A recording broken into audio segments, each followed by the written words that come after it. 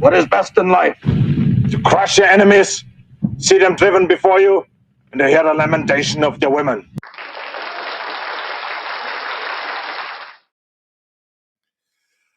All right. What the heck is she up to? Oh, dear. That is suggestive.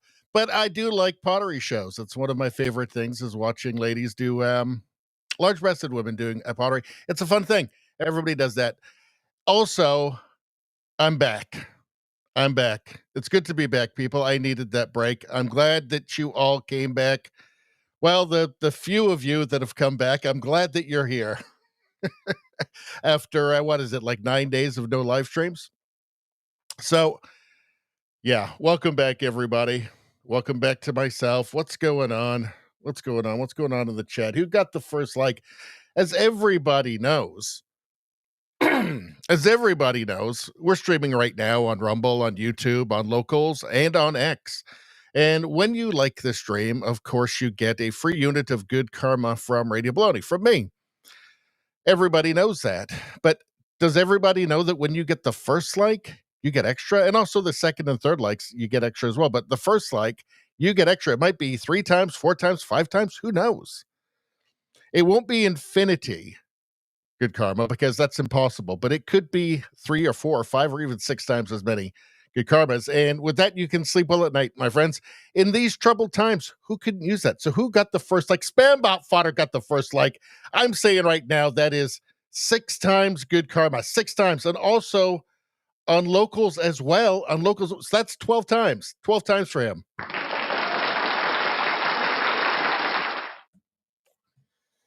What else is going on in the chat? Let's see. Swambot says, Better Bachelor is doing movie night. Poltergeist and Scanners followed by 1974. How long is the stream? The stream is like 6 hours long.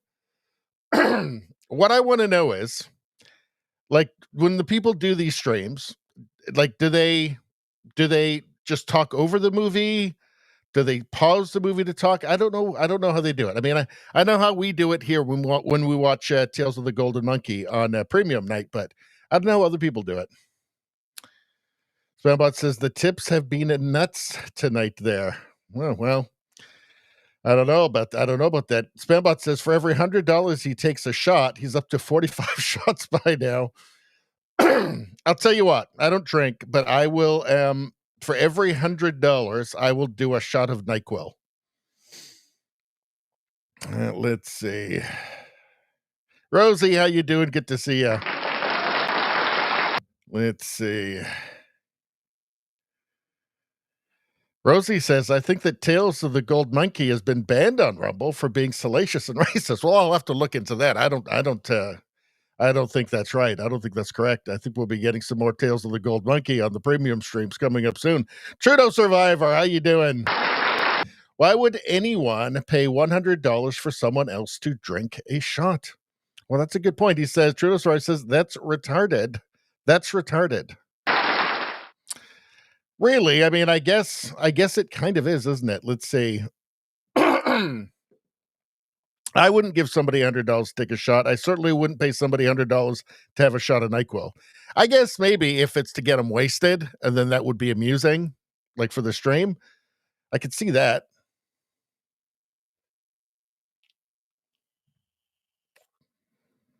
Let's see.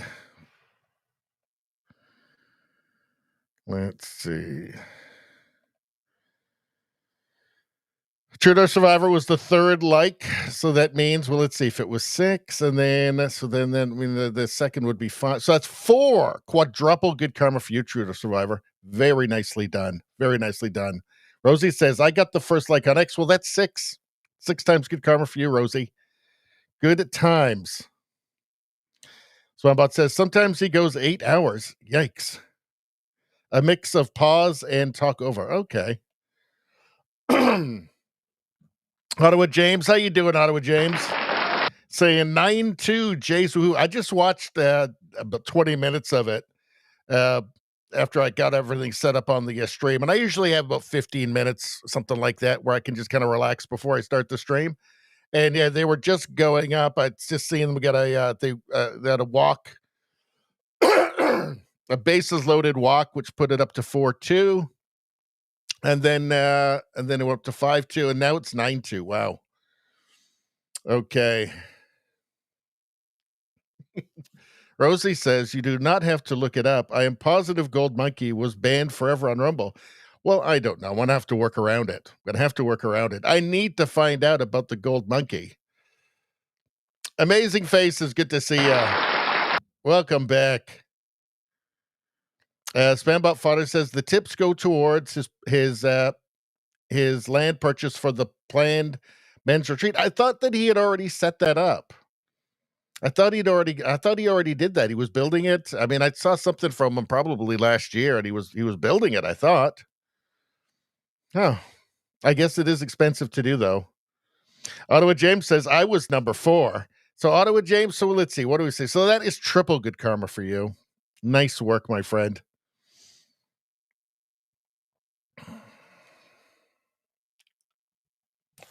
Spambot says he would have liked to have had it done this year, but land prices have been stupid levels. But he did buy some property, though, right? And he was building. I saw some videos from him on that. I haven't watched this stuff for a little while, unfortunately. All right, JDL, how you doing? Good to see you. Excellent advice here from JDL. Hit the like button. Everybody. Get that free good karma right now. Go for it. Everybody go for it right now. Don't you want to sleep well at night? Not worried because you've got that good karma in your back pocket? Nothing can hurt you. Nothing can hurt you once you have the Radio Baloney good karma. Don't you want to live with that kind of confidence? Rosie says, I hit like, and North Carolina and Tennessee did not flood this September. You see what I mean? People? I get these testimonials in the chat all the time. They're constantly going through. Somebody, was constipated for 4 days, and they liked the stream, and you know what happened? Somebody found like $5 in an old jacket they hadn't worn for 10 years. North Carolina, Tennessee didn't flood because Rosie liked the stream. This is what I'm talking about, folks. This is why I think you're crazy. You're crazy to not like the stream.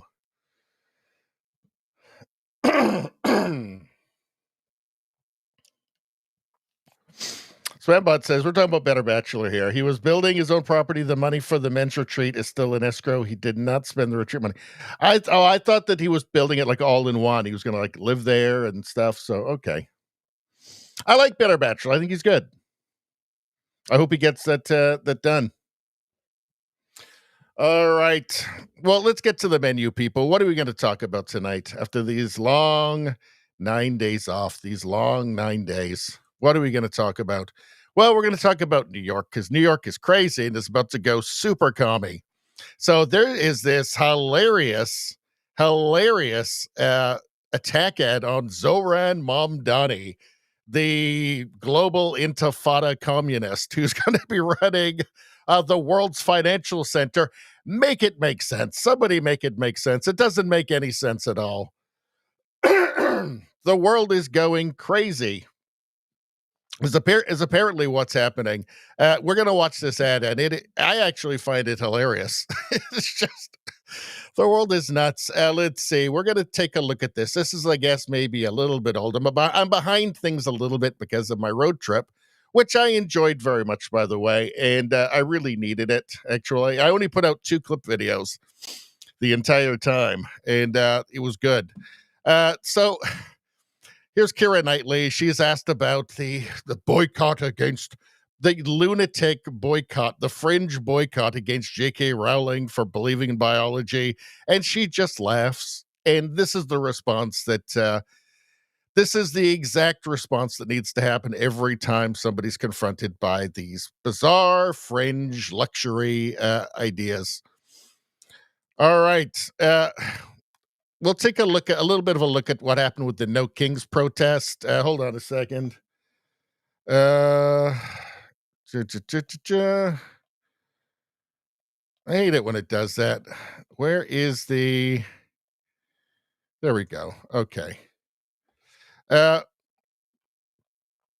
we're going to take a little bit of, like I told you, I was behind a little bit because of this trip I was on, this road trip I was on, but we'll take a look at some of what was going on with the No King stuff and just the usual lunacy. We have a very, very ungrateful Palestinian refugee in Canada. And do you remember when I said, and this was a while ago when they first started talking about bringing infinite Palestinians to Canada, that I said, no, no, no, no, no, no, no, no, until the earth is engulfed by the expanding sun. No, until the heat death of the universe, and then still an infinite number of no's. This is why. This is why I said that.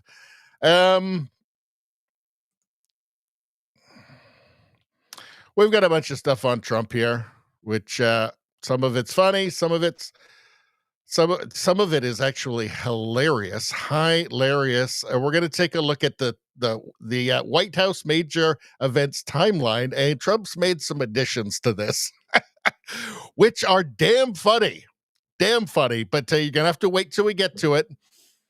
Yeah, we're going to talk about the ridiculous that Reagan ad that Doug Ford from Ontario spent $75 million to run in the United States. Just an idiotic move. Now, hey, negotiations are off again for some crazy reason. We're going to talk about the Trump tariffs, obviously, yes. We're going to talk about Mark Carney and how he is just a total and complete failure so far. Although, I mean, I think he's achieving his personal goals. It's just that they're bad for Canada. We're got some Pierre Poilievre here. We have got a really bizarre story, which I was not aware of. I had not heard this. Robbie Starbuck is suing Google because AI has been lying about him in horrifying ways. And they know about it, and they're not doing anything about it. The Google AIs have just been straight up lying about him, and it's insane. So he's suing them. It's a crazy story. You're not going to believe it if you haven't already seen it. We got some stuff from Portland here, and well, I guess you can probably guess where that's going. We've got some Trump derangement happening here. Lots of that these days. Crazy people. We've got some memes because we love the memes. The memes are the best. We have got Danielle Smith, who is just a champ. Best premier in the country, and she's not letting me down here. We've got some more stuff on Antifa here. It seems they're all fleeing because the government is taking them seriously finally. So not good, and they are criminals. So, that's a problem for them. And we got some more stuff on the UK and just how dystopian it has become there. We've got, what do we have here? We've got some woke Canada stuff. New mayor of Edmonton apparently is just a complete. He's a 15-minute city commie. Canada, it just can't get a break. I guess people keep voting for this stuff. So what are you going to do? Then we got the last tab, which is a mix of all kinds of crazy stuff, all kinds of crazy dingbats and mind virus, and then also fun stuff and animals, and then some good people as well. We've got a bunch of stuff in here. It's just random stuff. We got some comedy in here, people. Got some comedy. So hang around, and we're going to get to all of this wonderful stuff. Also, the pottery show.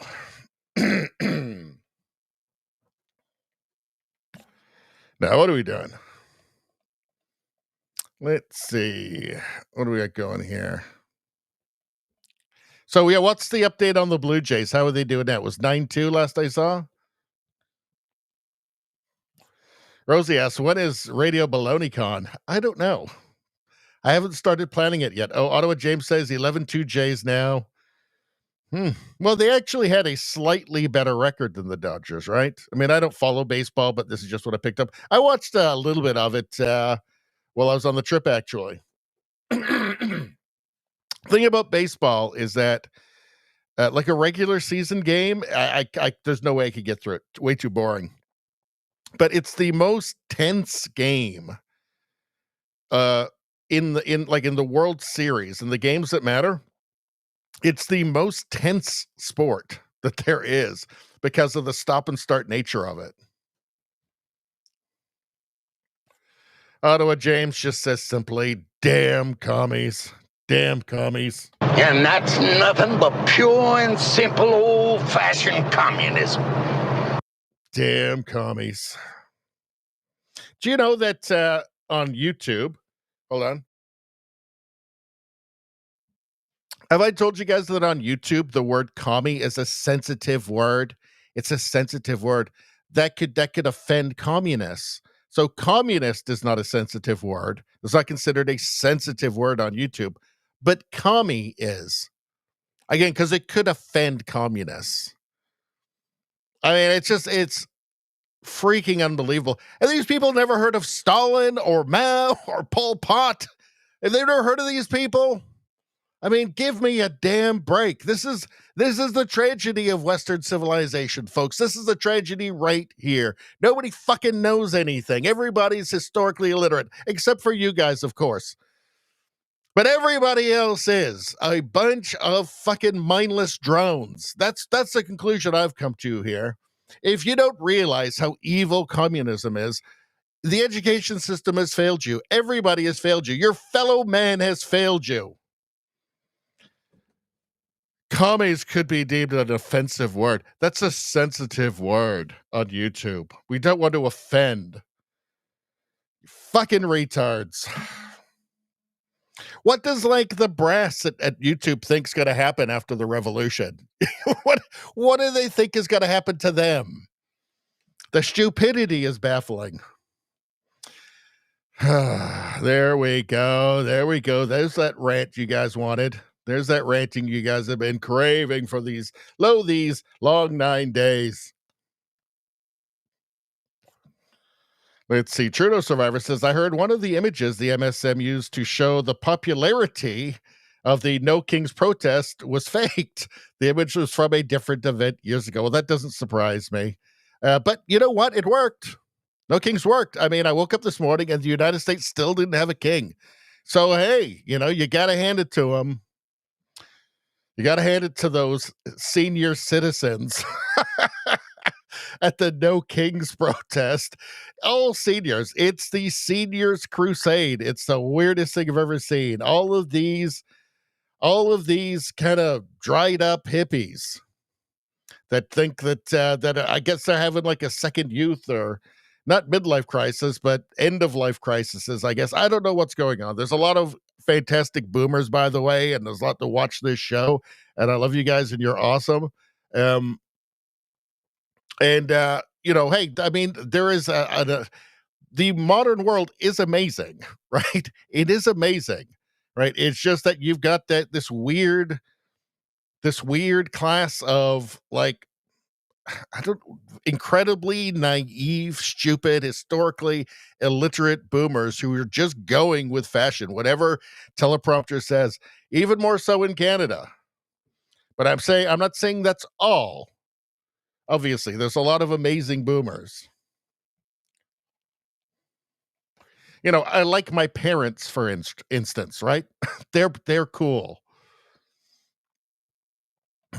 Let's see what else is going on here. JDL, how you doing? Let's see what else we got. JDL says I'm pulling for the Blue Jays. Rosie says amazing that liars reach new extremes. Well, I think it really is just a war at this point, right? Like there is a media war. This collaboration between academia and the media and leftist politicians, they are working together. It's like combined arms, right? And it's just a war at this point. It's an ideological war in a way that it never used to be. Let's see. 11-4 now. 11-4, Ottawa James says. So that's still pretty good for the Jays. What are they in the 8th now? Rosie says, if you let me help you plan RBCon, I will make sure there is an abundance of chocolate. Well, I'll have to start thinking about it.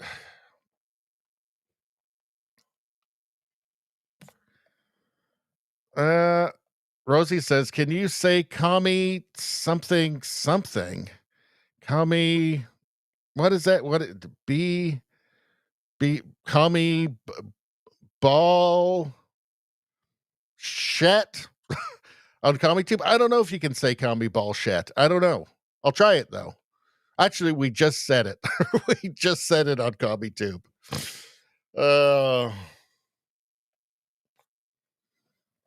Rosie says, oh, no, I thought we still had no king because I hit like. You don't. It worked. No kings worked. Let's see. Spambot Fodder says, Canada needs a no more monarchy protest. Yeah, with that King Charles, I think it's the perfect time as well. He's completely useless. I think he hates the UK, King Charles.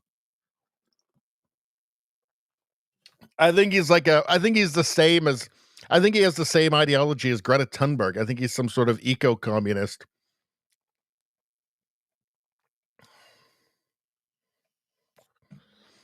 Trudeau survivor says Google YouTube at a company meeting after Trump was elected the first time. They were crying that they didn't use their power enough to prevent Trump from winning. Yes, I've seen that video. It was pathetic. Pathetic. Trudeau survivor asked, how much did it cost to fly King Charles to Canada? What a waste of money. It was Liberal government, so probably $80 million. What James says, bottom of the 7th. Wow. All right.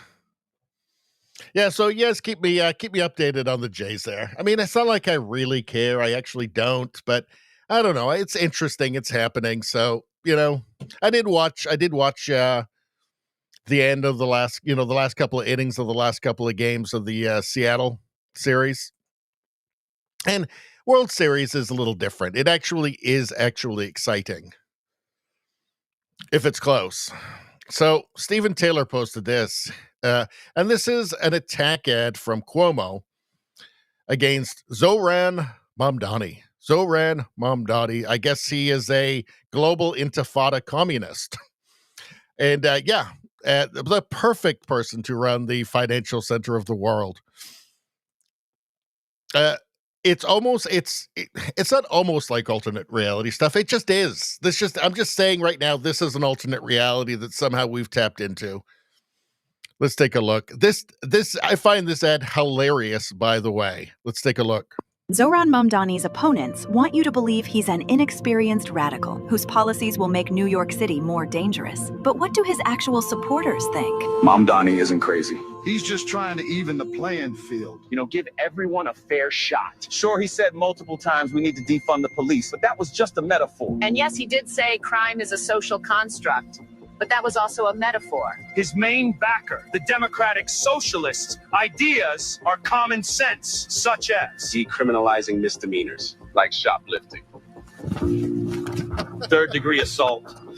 They put a kafaya on him as well. This is funny. It's obviously AI. It's not so good that I can't say it's obviously AI, but it's getting really good, is it not? Third-degree assault. Trespassing. Prostitution. And drunk driving. With plans to decriminalize all drugs, Mamdani will be a job creator for drug dealers. Instead of helping us homeless get off the streets and into the mental health facilities we need, he wants to give us safe injection sites to do crack and let us sleep in subway carts. These are actual policies Mamdani and the DSA want to implement on day one. When a woman's being domestically abused, she finally won't have to deal with some pesky cop to arrest the abuser, but now a social worker to help, kumbaya the situation. Breathe in, breathe out. Mamdani is finally lowering jail sentences. Guilty! But Mamdani says you're free to go.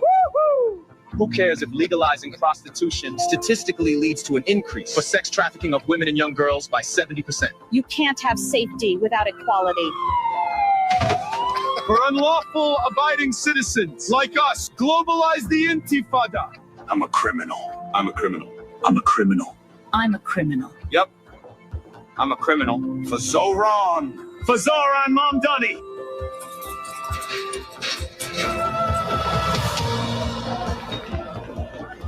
I didn't have a real job until I was 30, but sure, give me the keys to the city. What's the worst that can happen? Paid for by Cuomo. Oh, what's the worst that can happen? Folks, it's going to be Escape from New York. I mean, the thing is actually it is going to be terrible. Like, he will turn it into a commie hellhole. I don't see the lie in any of this. I don't see the lie. I find it just hilarious that Cuomo went so hard. I mean, he's desperate. And look, Cuomo is terrible too. It's a testament to how truly civilizationally dangerous Zoran Mamdani and his communist pals are, that Cuomo is actually an improvement, even though he's terrible. But he's the only hope of New York of not just becoming like 10 times worse than it is now. And you can't have a financial center run by a communist. That's not going to work out. I don't know what James says. LOL. Kumbaya the situation. I noticed that as well. I thought that was very funny too. Now, he did apparently take this down like immediately. He just put it up. But, he knows that it's going to get shared. It's going to be, you put it up and within 3 seconds, 1 million people have it, and then it's going to get shared anyway. So it just doesn't matter. But look, I'm in favor of this sort of thing. I am in favor of this, right? It's an ideological war. It's a war for Western civilization at this point, right? Like after the Charlie Kirk, with the Charlie Kirk assassination, and then the response afterwards, the left let us know that where they stand. For them, it's war. And going back to the assassination attempt on Trump in Butler, Pennsylvania, it was exact same thing then too. And you had all the leftists going out and they were all disappointed and saying, oh, can we get somebody with better aim? All of that. I mean, they're saying it. You have to listen to them. You have to believe them when they say it, right? I think that you have to go hard at this point because they are. Like, they have no problem just making utterly ridiculous claims. We've heard it all. Everybody's a Nazi, right? Everybody's the bad guys from Germany in the 30s, right? Dictator, blah, blah, blah. Everything is a genocide. Like, they don't spare the language. They don't spare the apocalyptic language, right? If somebody says, if somebody, believes in basic biology, they don't spare the apocalyptic language attacking that person. And if somebody were to shoot that person, they will celebrate it. So I think that you just have to go hard on it now. Like, don't spare it. I mean, look, he supports all those things. It's not like it was a bunch of lies. Like, I've shown you guys the videos of him talking about seizing the means of production, literally words that came out of his own mouth, getting rid of private property. Commie, commie, dirty, filthy commie. So I don't know. I'm in favor of this. More, go hard. You have to go hard. You can't, you can't pussyfoot your way around this. The left is fucking nuts. The left is totally crazy, right? They're demented and they're happy if you die. I'm not saying it's every single one, but I'm saying is that extremism is now mainstream in leftist politics. It just is.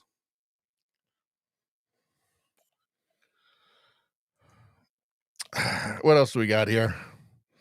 So, look. Eyal Yacobi posted this. This was from October 7th. Crowd of Islamists in New York City waving Hamas flags declare they will presumably carry out attacks in the U.S. We did not act enough. We will show up stronger than we did the first October 7th. So, doesn't seem like they really wanted a ceasefire, huh? Weird. We did not act enough. No. We did not act enough. We did not act enough. Repeat after me. We did not act enough. We did not act enough. If we acted enough. If we acted enough. The headline behind me would read. The headline behind me would read. Gaza has been liberated. So our work is not done. We must show up. We must show up. Stronger than we did the first. the thing is that are people starting to wake up to the fact that no matter what happens, they're never going to stop? Right? Like when they say river to the sea, they really mean that, like quite literally. All right, let's move on. Let's go back to the chat for a second. This is funny, actually, too. This is a really good sign of things. Let's see. What are you guys talking about? What are you guys saying? La, la, la, la.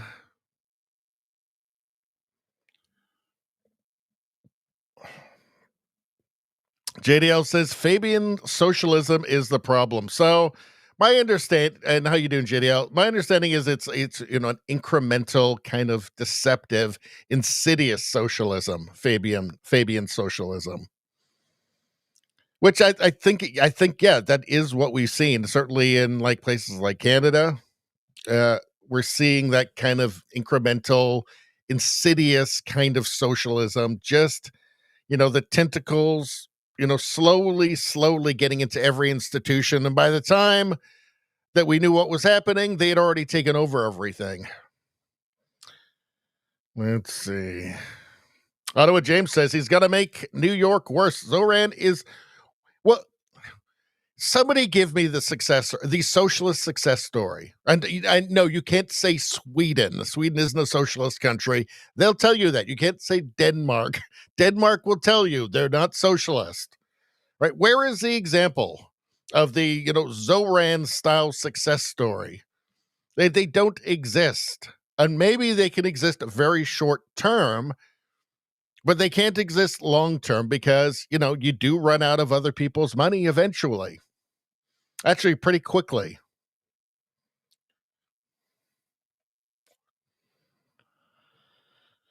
Let's see.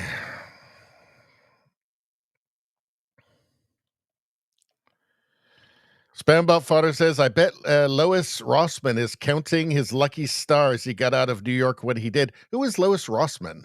Is it Louis Rossman? Who is that? I don't know who that is. Let's do a fact check.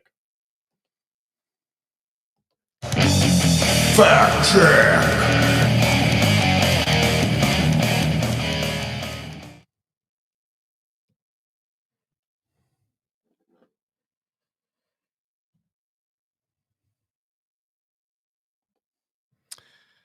Electronics technician. Is that who you're talking about? Bringing ownership back. Let's see. About American independent electronics technician, YouTuber, and consumer rights activist. Is the owner and operator of Rossman Repair Group in Austin, Texas, a computer repair shop in 2007 which specialized in logic board level repair of MacBooks. Oh, is he the Hunter Biden laptop guy? Is that who he is?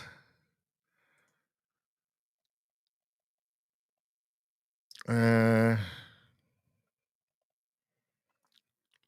I guess it's not. I thought that might be who it was. Because that was New York, wasn't it? Let's see. Formerly New York City. So he did get out. So that's who you're talking about. I don't know anything about him. I just don't. But now we know.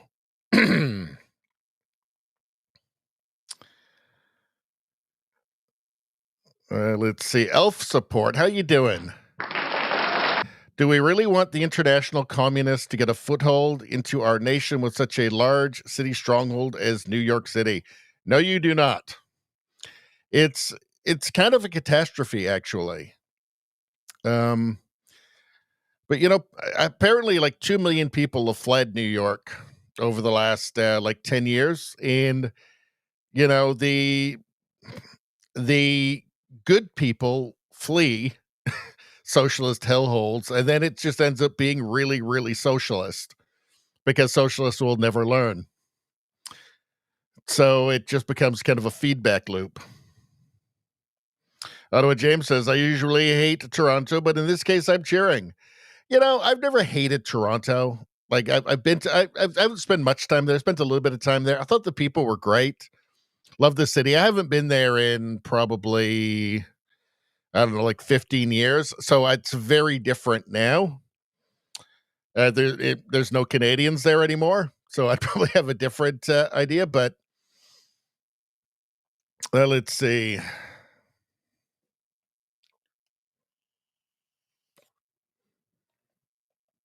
Let's see.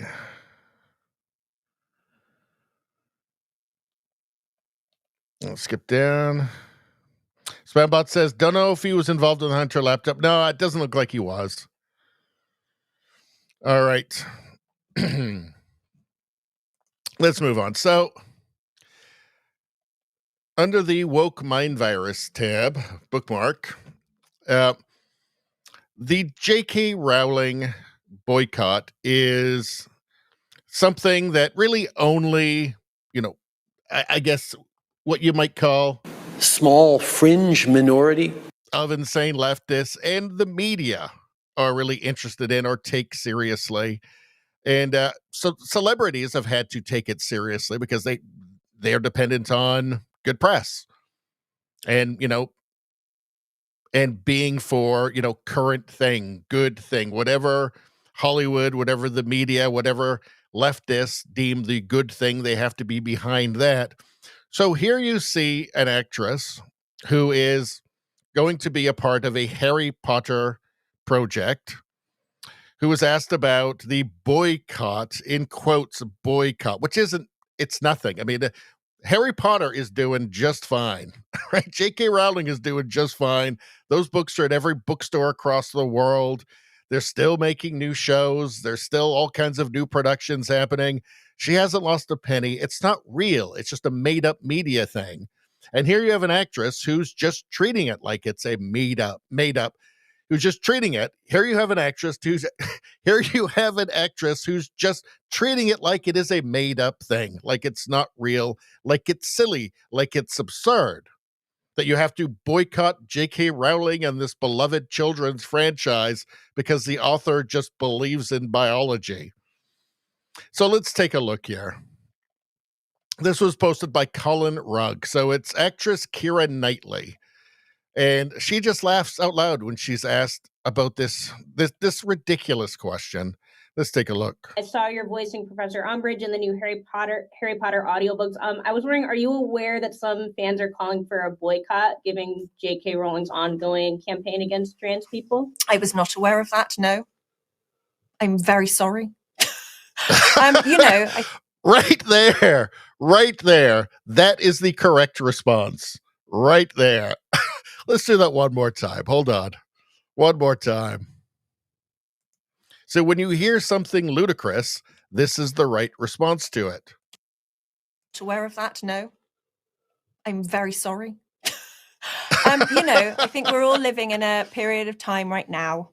We're all going to have to figure out how to live together, aren't we? And we've all got very different opinions. So I hope that we can all find respect. I saw you're voicing Professor Umbridge in the new Harry Potter audiobooks. See, that's just normal.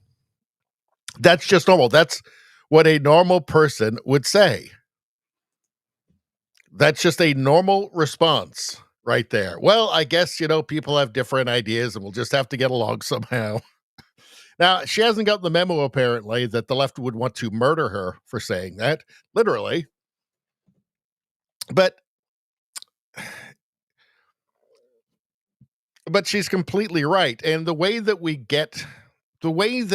start to, scour the wokeness, because it has to be removed, root and branch, it needs to be removed. It's the tendrils have gotten into every institution. And an excellent place to start, at least, is just to laugh at it. Just make it okay. What she's doing there is making it okay for all the people who see it to just laugh, to say, you know what, actually, it is really funny. That's so stupid. Well, we're not allowed to have Harry Potter. My kids aren't allowed to enjoy Harry Potter because of some, frankly, just weirdos. Some fringe lunatics, right? Because just a teleprompter said it. Somebody read a teleprompter and said it, that it's J.K. Rowling's bad. That needs to be erased from history. This is the right thing. This is the way it should be. See, people are going to watch her and they're going to go, okay, yeah, it is okay to laugh because it is stupid. It is dumb, right? She's giving permission. So you need more of them.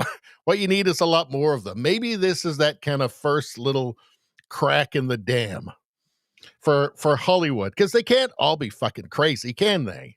They can't all be a bunch of total nutcases. I was not aware of that. No, I'm very sorry. And laughs. The pro-trans emotional blackmail crusade is dead. Well, I'm not sure it's dead quite yet, but it's got to be heading there, doesn't it? It's at some point you'd think that sanity has to prevail. At some point you'd think that sanity has to prevail. Jonathan K said, "This is wild." Well, what's he talking about? Blue Sky, that far left-wing bubble, is apparently melting down. Jennifer posted this. The Bluey place is melting down. Let's see. Louise Raby something, possibly one of, if not the worst response I have seen from anyone involved in the Harry Potter franchise. What the F was that laugh about? Laughing at you. She was laughing at you and your ideology and how absurd it is. That's what the laugh was about, and get used to it. Let's see. After seeing her reaction, I wouldn't be surprised if she's a TERF herself. Yeah, trans exclusionary radical feminist. I don't think Keira Knightley is a radical feminist of any kind. And trans exclusionary, that's if you just believe in biology, right? If you're not crazy, if you don't have doublethink, right? If you're just accurately describing reality, you're a TERF, apparently. Keira Knightley can get effed. And I think I'm being far more respectful to her than she is to trans people. Look, you don't get to cancel this thing that everybody loves. I mean, I don't love it, but a lot of the Earth's population loves it. You don't get to cancel that because you don't agree with the author about basic reality. This is so much worse than I thought it would be. The laugh. Wow. F that. F Keira Knightley. F her into the sun. Hey, they stole that from me. Oh, wow. Keira Knightley F sucks. What the F was that? That's a shame. I've enjoyed some of her more recent roles. Oh, well, like you say, she could F off. Get in, loser. We're canceling Keira Knightley. Oh, God. Imagine living in this weird world where they're so outraged about her just laughing when she's asked a ludicrous question about a weird fantasy ideology, about a bizarre redefining of the word gender into an infinite series of abstractions. This is really the hill they want to die on. It's bananas. You have to kind of wonder, how much do they really, really care, though? How much do they really care, these people? How much of it is just playing a role on the internet? I don't know. These would all be the same people that were cheering when Charlie Kirk was killed, by the way. So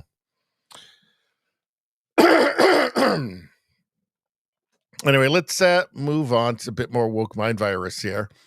Colin Wright says, this person just earned a PhD at McMaster University for a dissertation titled, here we go, Polymorphic Island Intimacies, the Fluid Queeribian Quotidian in Anglophone Caribbean Multi-Island Nation States. Well, I was only familiar with Polymorphic Island Intimacies, the Fluid Queeribian Quotidian in Anglophone Caribbean Single Island Nation States. Fortunately, we've got the Multi-Island Nation States now. So, boy, I'm looking forward to reading this. Let's see. This dissertation claims to intervene in the fields of Caribbean studies, queer theory, gender and sexuality studies, and feminist cultural studies by examining the interconnections between Caribbean immaterial cultures of fluidity and the politics of quotidian island life. So, in other words, utter bullshit. Let's see. Caribbean studies, queer theory, gender and sexuality studies, and feminist cultural studies, all of that, all in the same place. Wow. You know, I come for the Caribbean studies, queer theory, gender, and sexuality studies, but I stay for the feminist cultural studies. Queer-Caribbean. They just get to make stuff up. I mean, this is all just imagination land. The polymorphic multi-island nation. The first chapter argues that, let's say, where was it? The first chapter argues that fluidity generates multiple ideological paradoxes, which prove useful in the reconstruction of more equitable island societies in matters of freedom and bodily autonomy. Now, what they say is that they just create word salads to obscure the fact that this isn't about anything and it doesn't mean anything. It's all total and utter nonsense, but to give it a kind of false sense of authenticity. It's not working. Early 20th century hetero-monogamous Indo-Caribbean life worlds. This is one thing you really notice when you go through these. I mean, I just go through the abstracts, but they just come up with these words, life worlds. What does that mean? Just worlds? Do you mean just worlds? But they give it's to give it this false sense of legitimacy, right? They create these words where it's supposed to sound smart. It doesn't, unless you're an imbecile. Let's see. In addition to select contributions, emerging Caribbean writers in the online journal intersect to demonstrate that fluid Afro-Caribbean, sorry, I said Caribbean again. That was pretty racist of me. Afro-Caribbean narratives reveal an interconnected epistemology of the South and the multi-island nation in late 20th, early 21st century Antigua and Barbuda. Well, I don't see how it does that. The public-facing writings of queer Vincentian author and blah, blah, blah. This is an utter and total waste of human potential. This person could have accomplished more in life just by, like, I don't know, just mowing the lawn is way more useful than this. Just get a landscaping company. You can actually help people. Some people actually be happy. They can actually improve the world in some way. Become a plumber. Do anything other than this. Like, plumber, when you've got, I know this from personal experience, right?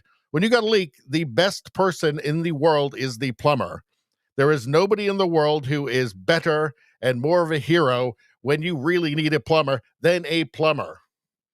Or just doing nothing, actually. That, like, this is such an utter and total frittering away of human potential and time that literally just doing nothing, just playing video games would be better, because at least you wouldn't be poisoning the culture, right? You could just be ignored at that point. Requirements for the degree Doctor of Philosophy. It's nothing. This is nothing. And now people will pay huge sums of money to go and learn this, to pretend any of this is real or has any value whatsoever. It's truly, like, it's insanity. This is insane. This is what happens. This is what a dying civilization produces. Worthless garbage like this. Anyway, that's just what I think. I wonder if this guy wrote it. It was probably this guy. Do you remember this guy? This was the, let's see, it's the man, woman, who's also a cat. So, yeah. Anyway, pretty weird, I think. Pretty weird. What are we going on now? Now, what are we doing? Let's see what's going on. I got to go way back now in the chat because you guys are busy. Your guys is busy. Although maybe we should do an ad. I don't know. Been like 9 days since I did an ad. Do you think I could even do an ad anymore? Do I even know how to do them anymore? It's been so long. Let's give it a try. How about a crypto.com ad? I bet you this one is the #1 ad on the internet right now. Let's do it.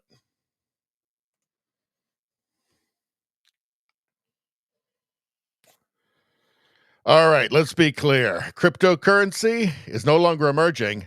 It's here. And in this latest move, cements that reality in the biggest way yet.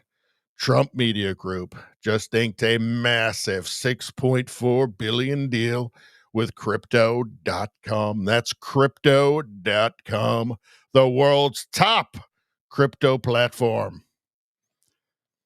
They're teaming up to scoop up $6.4 billion in CRO, the powerhouse token that fuels fast, low-fee DeFi staking rewards and real-world perks like cashback on your spends to launch America's first CRO treasury.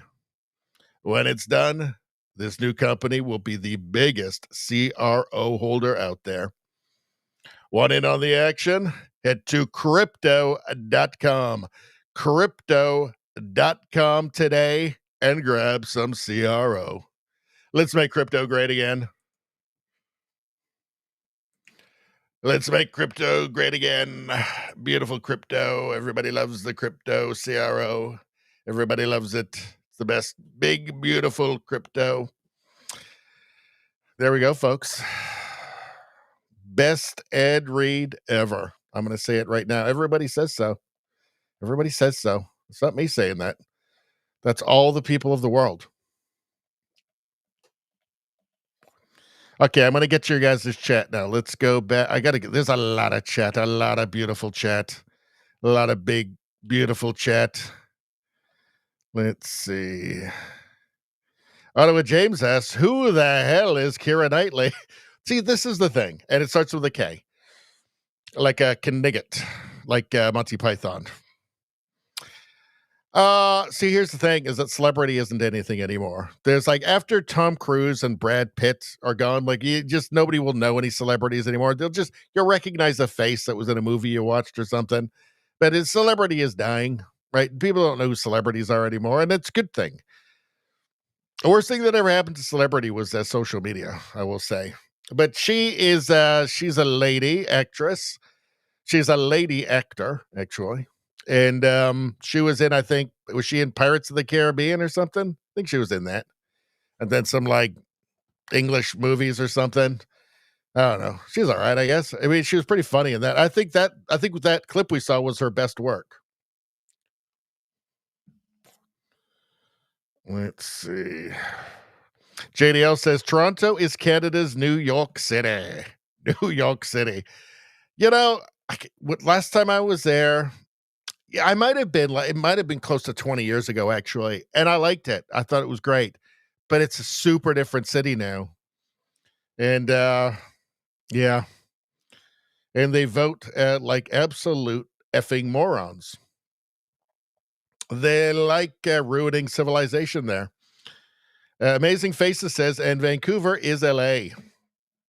Yes, it is. Or San Francisco, LA, one of the two. I might say more like San Francisco, because it's got that more concentrated drug addiction and homelessness. Trudeau Survivor says, for Game 2, I see tickets available from $1,200 out in center field to $19,000 along the first baseline. Yeah, you gotta have a lot of scratch to want to spend $19,000 on a ticket to a sports ball event. I personally wouldn't do it. I would buy $19,000 worth of Neocitrin or NyQuil, personally. And then not have to buy any more for the whole rest of the year. Can you smoke a Neocitrin? Just asking for a friend. Let's see. Ottawa James says, Vancouver is a beautiful city, though. It is a beautiful city, but it's a very troubled city and lots of stranger stabbings. So stranger stabbings is when a stranger just comes up and stabs you for no reason. So lots of those now. Amazing Faces says, it's a Hungakuva now. It is, actually. It is. But actually, there's been less of the Asian diaspora and more from India, like obviously the entire country, right?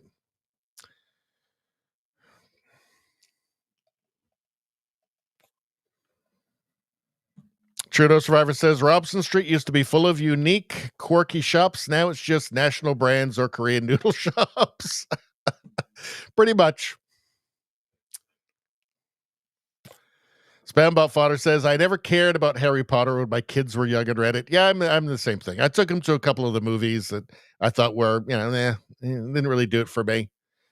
I'm not really into the boy wizard thing. That's not like my favorite character. Let's see. Elf Support says, it's funny because I remember when the original Harry Potter movie came out, some Christians didn't want their children to see it as encouraging sorcery. I do remember something, but that's the sort of thing that the media makes a big deal out of, right? Because they like those kinds of stories because they can use it to like mock Christians. So they love that. So they'll blow something like that up, right? Like they did with the cake thing, the gay couple that wanted the baker to make the cake for them.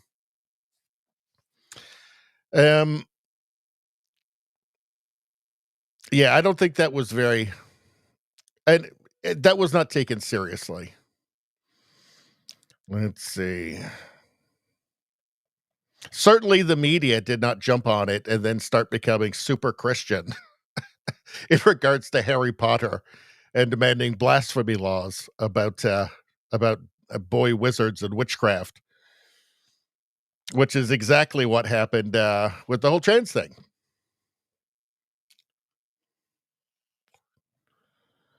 Ottawa James says, good food in Chinatown, though, in Van City. I'd be very wary about that. Let's see. Spambot says, I went and ordered a hardcover set of the books just to spite the haters. There was some guy somewhere who was making a living by doing special custom covers for people's Harry Potter hardcovers that didn't have J.K. Rowling's name on them. It was just insane. This has been going on for years, by the way. Years that this has been going on now. Just idiotic. Let's see. What else are you guys saying? Amazing Faces says, I'm in Victoria, and now I'm seeing a huge number of women in burqas pushing baby strollers. I think I might have seen something about that too, from maybe Tristan Hopper or somebody. I'm not sure, but yeah. Yep. Feminists still silent on that. How on earth can a woman go out with her, a Western woman who has got all of the freedom, totally free. There is absolutely nothing to stop any Western woman from doing anything they want. In fact, they get preferential treatment in pretty much everything. Anything where there's, not total parity or there's not more women than men, they get preferential treatment. Like anything STEM, you just get right through. They just need women in there. Doesn't matter if they're good or not. I mean, many of them are very good, right? But the point is, it doesn't actually matter. They're just trying to get to this artificial current year bullshit. But these women who go out in this society, right, where they're the envy of women around the world, with their Handmaid's Tale uniforms on to, or costumes on, to protest whatever bullshit they're protesting, and they just will notice the women in the burqas walking by, and it's just, oh no, well, they like it. So you're in it, but you're in a Handmaid's Tale costume, right? It's like a thing they're forced to wear. So this is like a symbol of, the patriarchal oppression against you. But the burqa, definitely not. They all definitely want to have absolutely no contact with the world, or their only contact be like a little islet. They all definitely want that. In that case, no, that's totally good. That's actually empowering for women, even though they are literally forced to wear it and they can't not wear it. Even though that's obviously the real patriarchy that you should be protesting. How does this work? This level of cognitive dissonance is just baffling to me. It's truly just doublethink.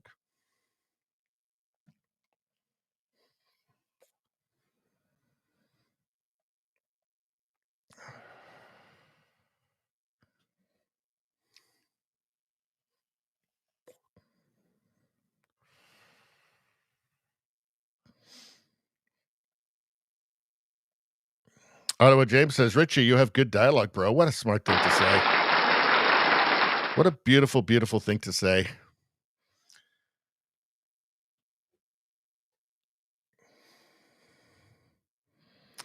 Elf Support says, and this is a very good point, this is a communist strategy semantics. I talk about redefining words. One of Stalin's books was on wordsmithing.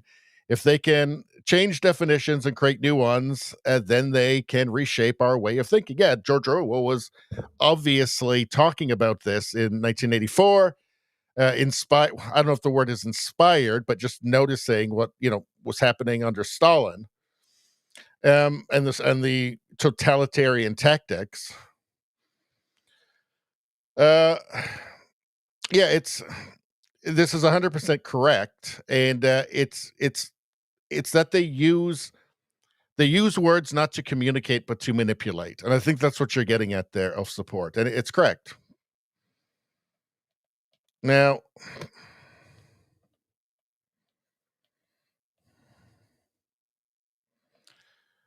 hold on a second.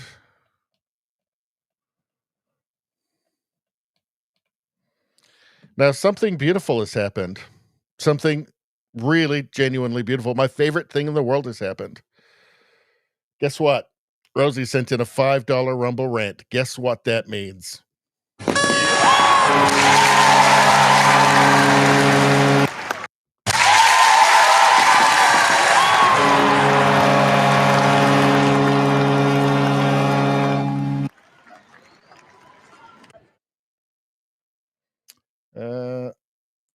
There we go. Okay, hold on a second. I'm trying to figure out how to. I want to put the message up, but it's not letting me do it for some reason. What is going on? Jeez, it's like I've been away for a year. What is going on? All right. I'm trying to put up where the heck is it? Donations. It's not showing in studio. That's really weird. Anyway, I'm trying to put up your comment there on the screen, Rosie, but it's not letting me do it. I want to thank you, Rosie. Thank you so much. Best person ever. Everybody else in history, just human garbage compared to Rosie, and I'll prove it.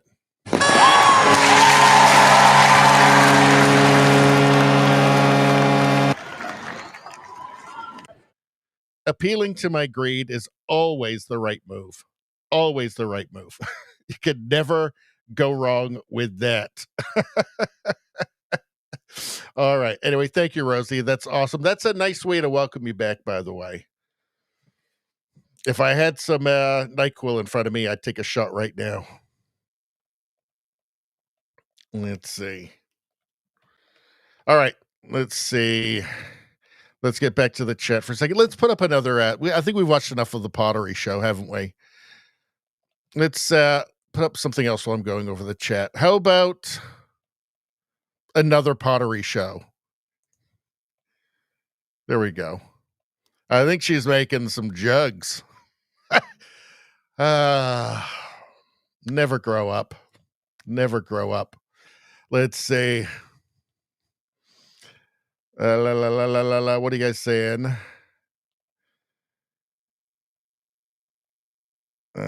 Top of the ninth, Ottawa James says, what's the score now?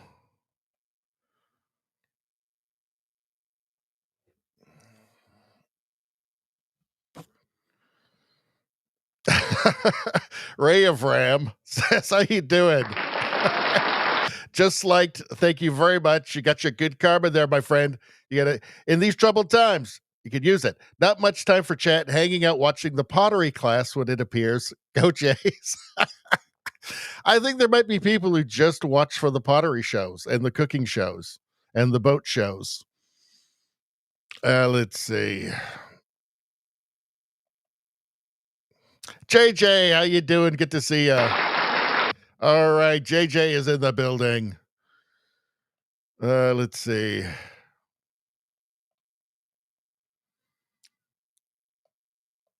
Let's see. Pizza and root beer was delicious. That's a good combination right there. Can't go wrong with that.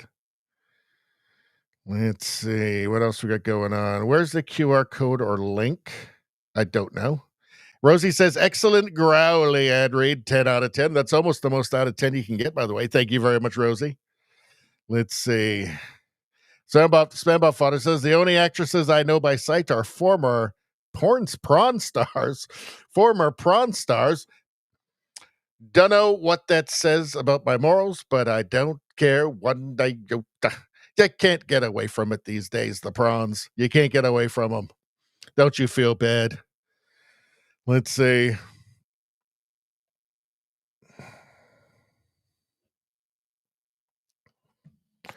Rosie says, are stranger stabbings worse than family stabbings? I'm going to say they're at least as bad, if not worse. Let's see. Spambot says, I saw some very sexy Handmaid's Tale last Halloween. That's funny. A sexy Handmaid's Tale outfit. That is funny. Okay. Whoever thought of that is brilliant. Let's see. Ottawa James, where the hell were you? I was on a road trip. Judo Survivor says, stranger stabbings are worse. The randomness makes it worse. That's true. But what if your friends or family just randomly stab you? I guess you'd know what was coming, so you could prepare a little bit. Oh, hold on a second. All right. Jay's won. All right. I mean, I don't really care, but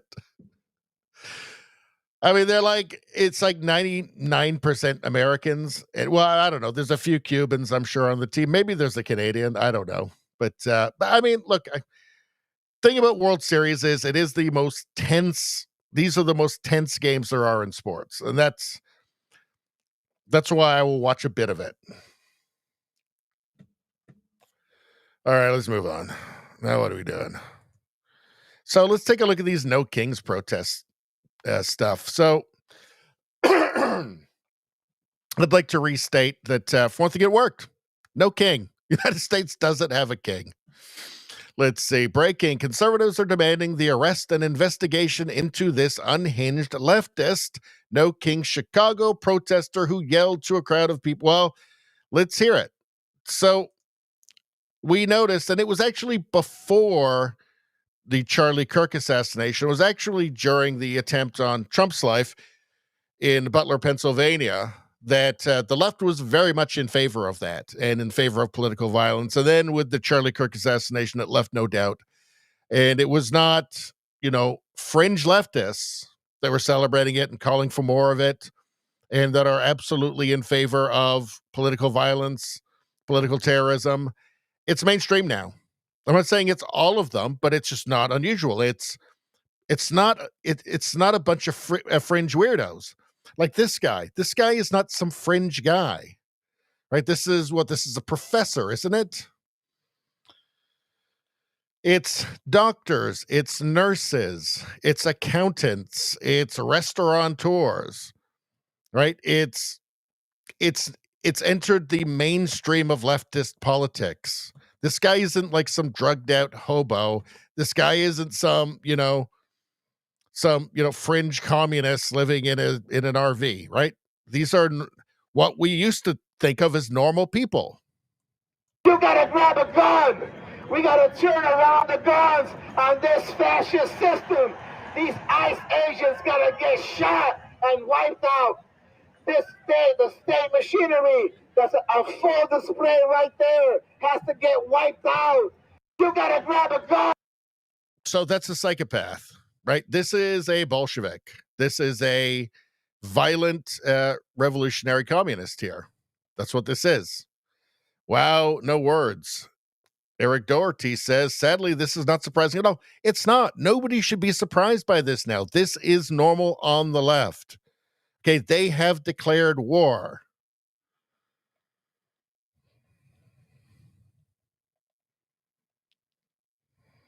Let's see. Stop saying we're all violent. Stop being violent. They're not. See, the thing is that they justify it by saying that words are violent. So words are the same as the actual violence that they commit. In their minds, this is how they justify it.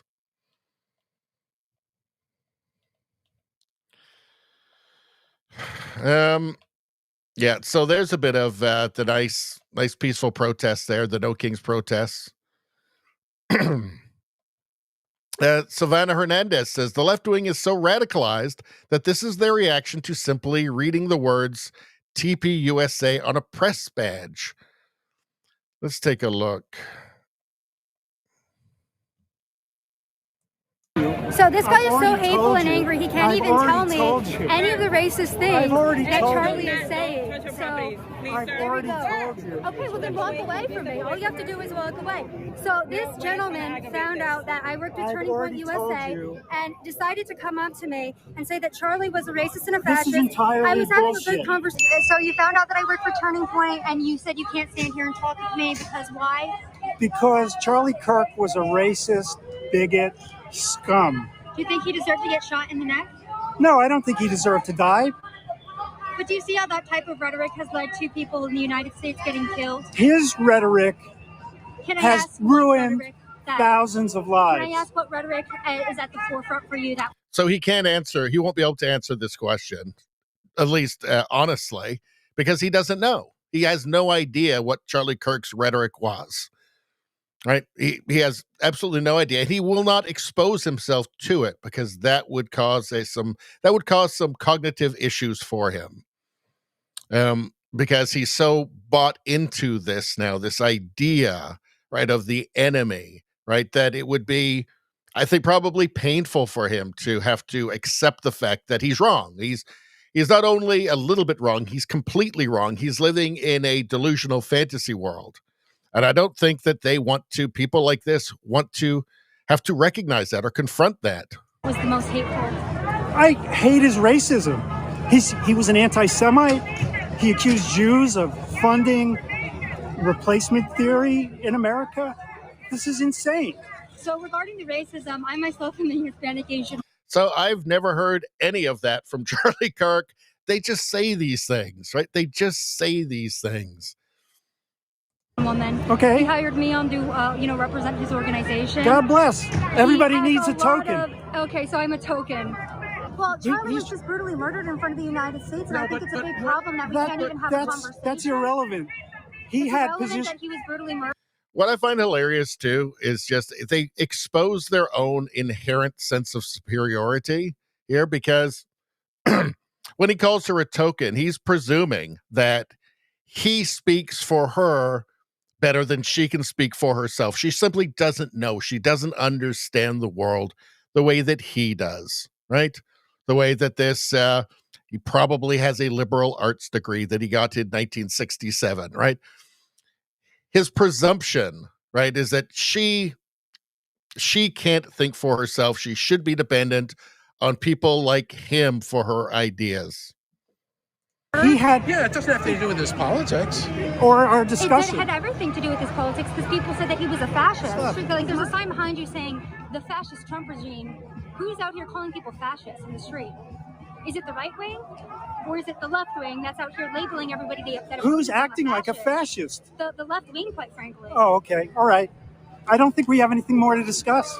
Okay, well, I can't convince you. You're not going to convince me. The only thing else I have to say. Why can't we have a conversation? I was having a great. They're just talking about Charlie Kirk, who was assassinated by a leftist because of his politics. Yes, of course, he doesn't want to talk anymore. It's certainly, I mean, when he said that he can't be convinced, he was telling the truth there.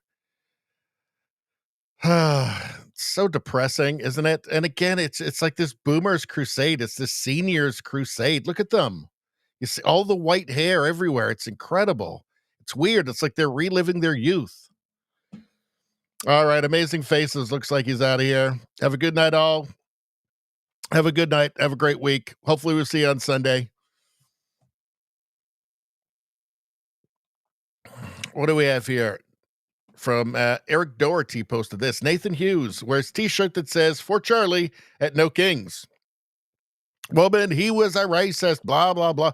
They don't know anything about him, and they will not interrogate any of the things that they have read on or they've seen on TikTok because they want to believe it, right? It would be painful for them to have to confront reality. They don't want to. They'd have to get all new friends, for one thing. With a shirt that says "For Charlie." Because I advocate for free speech, and I Okay, you absolutely love free speech. Wear a shirt that says "Free Speech." Wear a shirt that says "Promote free debate." Free press. You get triggered because it has Charlie on there, right? Because he was a racist. Because he was a misogynist, and that means that you are too. Because you support him. Get out. All the same. They're all the same. Just unhinged. Totally unhinged. Get out of here. He hated people. Yeah, just he hated calm anyone down. that wasn't white, Calm that it wasn't down. male, that wasn't straight. This is how you know. This woman has never heard a word in context, at least, from Charlie Kirk. Probably never actually a word out of his own mouth. This is how you know. That's a delusional fantasy world. That is some sort of delusional dystopia that she has in her head. She has no idea, and she won't interrogate any of this. She won't listen to this guy. She's not going to try and find out for herself. I have a friend of mine who's a lefty, and he decided to actually go, as he had this terrible impression of Charlie Kirk. And after the assassination, he decided to go and see himself what Charlie Kirk had actually said. And he reported back that, yeah, no, it's not true. These things aren't true. The racist. I mean, it was hard for him, difficult for him, because again, like these things, it becomes like a uniform, and they become like badges of honor, right? But he had to admit that, yeah, no, the stuff they're saying about him isn't true, actually. But very few of them, and to his credit, he did that, right? But very few of them will do that. Very, very few, because it causes this kind of psychic pain for them, right? They've got their team, they're in their bubble, everybody agrees with them, and they'd have to get all new friends. They don't want to do that. If they actually understood, if they lived in the real world, they'd have to get an entire new peer group. So here's Portland, of course. I mean, exactly what you would expect. And this is just every day in Portland for years now, right? All right, let's move on. We'll get to this in a second. Hold on a second. Nevada says she looks like a butterball.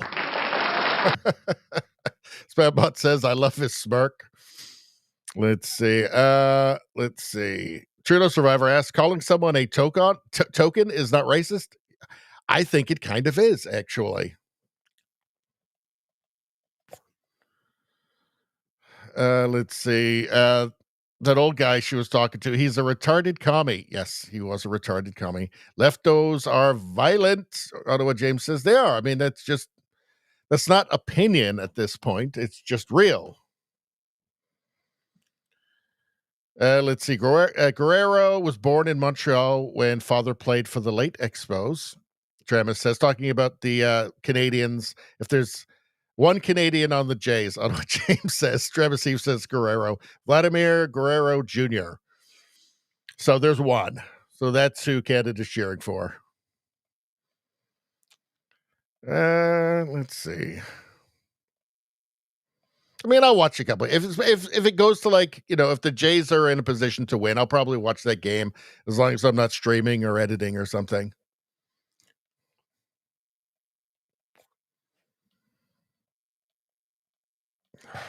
Ottawa James makes a great point. Lefties are so nuts. They are so nuts. It's totally true.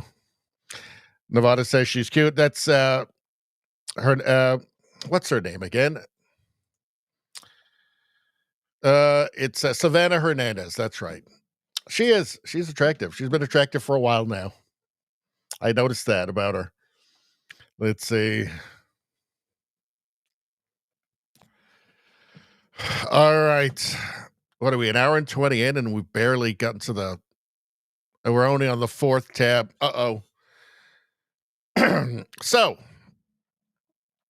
Canada, we've been told we have to we have to collect all of the world's refugees, especially from Gaza, and the rest of the world might be wondering how that's turning out for us. So let's find out here. So here is a Palestinian refugee who has come to Canada a couple of years ago. So Samar Akdor is a Palestinian refugee living in Montreal who recently brought her entire family despite her hate of Canada.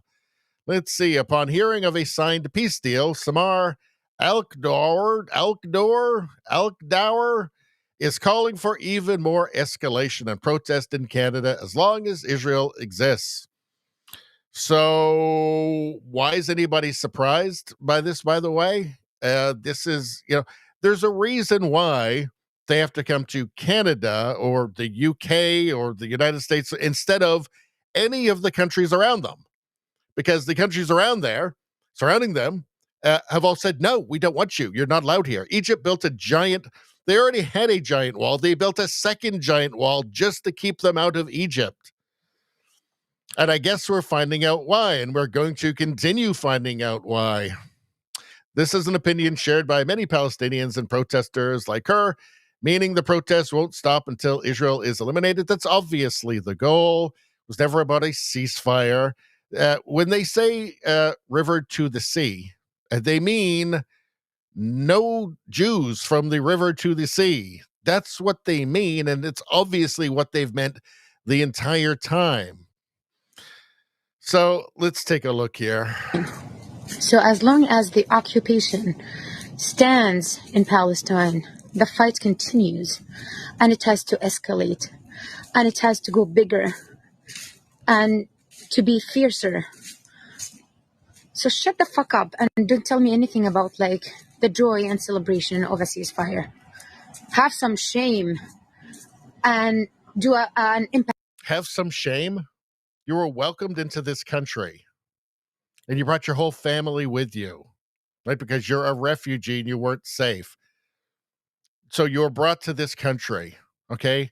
How about you have a bit of shame? How about that? How about you have a bit of shame before you start opening your mouth and running down the country that supposedly saved you? Impactful action than celebrating a fucking end. Maybe it's performative. So as long as the occupation stands in Palestine, and she is not done, by the way. She's not done. There's more.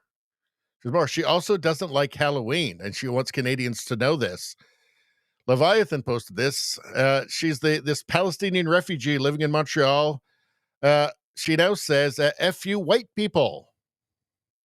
F you Westerners. See, to me, that should just be automatic deportation. It's like, oh, so yeah, we made a mistake. Now we realize we made a mistake, a big mistake, and you're not going to be, you're not going to make a valuable contribution to this country and this culture.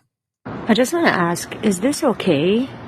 Yes, in Canada, it's okay. If you don't like it, get the fuck out. Go anywhere else. Don't care where.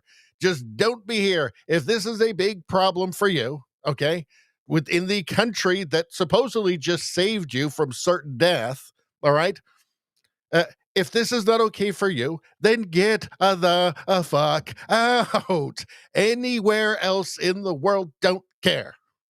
Don't care. Go to Greenland. Go anywhere that will take you. Don't give a shit. We know you can't go to any of the surrounding countries that are surrounding Gaza and Israel because they refuse to take you. So we know you can't go there. You'll have to go somewhere else that is foolish enough to take you. But please get out. This should just be automatic deportation. You are not going to contribute to this society. Get out, you ingrate. Is this like how holidays look like? This is like just across the street from my sister's. Like, is this fucking okay? What's the fun about it? Like, what is the fun about it? What is civilized about it? What is holiday about it? Fuck you all. Fuck you like white people. Fuck you like Westerners and West. Like, I don't know what to say. Like, fuck everyone. Why is this person still in Canada? Get this person out. Like, I feel like this breaks the contract, right? This breaks the contract. You haven't come here to assimilate. You've come here to complain and then say fuck you to the people that supposedly saved you. Right? Like you needed to get out of there so badly. I'm kind of feeling like maybe you didn't. Like if this is the way that you treat the host country, then I'm starting to feel like maybe you didn't need to come here at all. Because it seems like if it was really necessary, you'd be grateful for it. Why do we need this? This should just be, for one thing, here's a racist. Here's hate, right? So the Liberals are passing their hate bill, C9. Here's some hate. She's denigrating a group of people based on race. That's supposed to be a no-no. That's already against the law in Canada, right? Like that's already a no-no in Canada. But they're passing their bill C9. Is it for this person? I kind of feel like it's probably not. I feel it's probably not. So yes, I say, who would complain? I mean, yeah, there'd be some. Who Justin Trudeau? Who would it be? Who would complain about this? Small fringe minority. Yeah, there'd be some small fringe minority, but I think generally speaking, any Canadian who watches this says, "Yeah, get her out. Get her out. She's going to be up to no good. This person is not going to be a valuable addition to our country. Get out. Get out." Nobody says, "I get it the fuck out of here. Get it the fuck out of here." Absolutely. Like, I'm sorry. Like, what are we doing? What are we doing? This shouldn't be a surprise. I mean, we've seen the mobs out screaming death to Canada, death to Israel, death to the United States, right? Waving their Palestinian flags. Like we've seen an awful lot of people who don't seem to be very grateful to this country. A lot of people who don't seem to be very grateful to this country. So, I don't know. Maybe just kick them out. Maybe see, well, we don't actually need you. Turns out we made a big mistake. Let's see.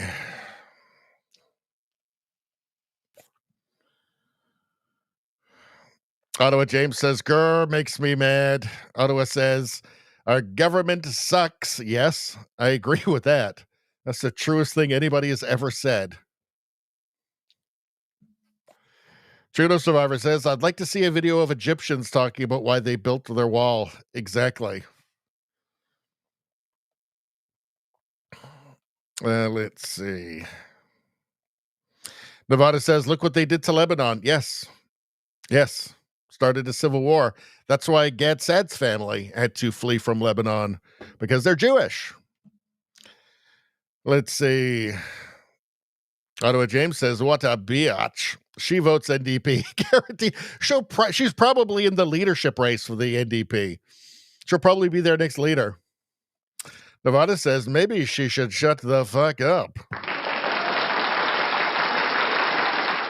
Looks like we're losing Rosie. She's zoning in and out. She's not used to these late night Friday night streams after my 9 days off. Well, hang in there, Rosie.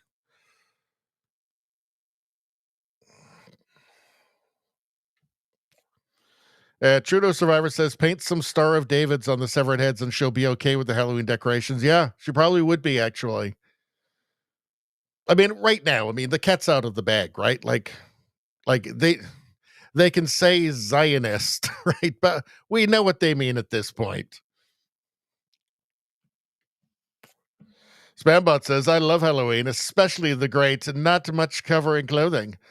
The sexy maids are fantastic, and the sexy nurses."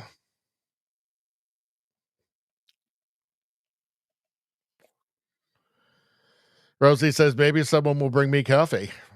Maybe somebody should bring you coffee. Elf Support says, I haven't seen the Death to Canada clips. Can you play? I certainly can do that for you. Let's, everybody will have to just give me a moment. Okay.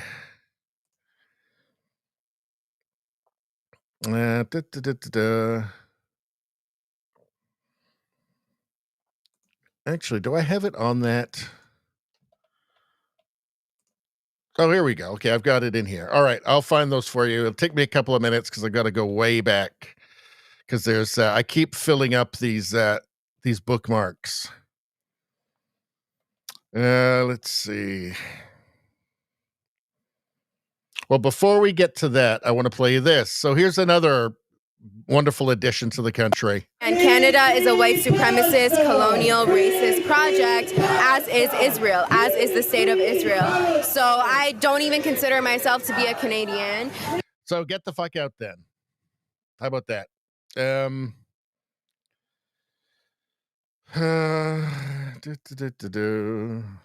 Hold on.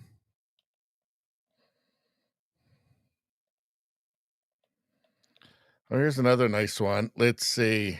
So this is in Montreal, where there has been a lot of anti-Semitic stuff. Let's see. We're gonna kill you by one. We start from Costa we went Cavendish, we went Mossad, we're gonna empty the fucking store, forget you own everything. You take your fucking baggage, we go to fucking Israel. You can many crime here in Canada. Fuck you. So that's nice. That didn't used to happen in Canada. Let's see. Toronto police are searching for suspects after 2 masked men fired 5 shots at a Jewish elementary school this morning. That actually happened fast. That actually happened twice, sorry, actually. Jewish girls between age of 4 and 14. School for them. So that's nice. That's something that didn't used to happen in Canada. Let's see. Oh, here we go. Let's take a look here. We are the Black Panthers. We are the Double Tigers. We are Ellen Sarr. We are the Zapatistas. We are the FLN. And yes, we are Hezbollah and we are Hamas. We are Hezbollah and we are Hamas. Nice. That used to not be in Canada. I preferred it that way. Our resistance has existed for centuries. We are the Black Panthers. Oh, hold on a second. It's not in that clip. Hold on. It's coming up. Here we go. Well, here they are burning a Canadian flag, which is really nice. Israel, burn, burn. Israel, burn, burn. Palestinians will return. Israel is a terrorist state. Israel, burn, burn, burn, burn. So, yeah. It doesn't sound deranged at all. How about this one here? Here we go. Let's take a look. Do not wonder how revolution could possibly be done. Men who have never known a free day, who have lived their entire lives under the thumb of one of the most powerful settler colonies in the world, built paragliders to fly over a wall so high that it blocked out the sun when you stood underneath it. Do not wonder how revolution... Yet those paragliders were the guys who went and slaughtered all those young people at that music festival, amongst the other horrific crimes they committed. Can be done. We must do it. Death to Canada. Death to the United States. And death to Israel. Oh, that's nice. Isn't that so nice? There you go. Death to Canada, death to the United States, death to Israel. So as you can see, I don't know. I'm not really a fan. I preferred it when this wasn't in Canada. The liberal government, like, we're going to be reckoning with what they've done to this country for decades. It's generational damage. Let's see. Let me get back to the chat here. So there you go, Elf Support. There's one clip for you.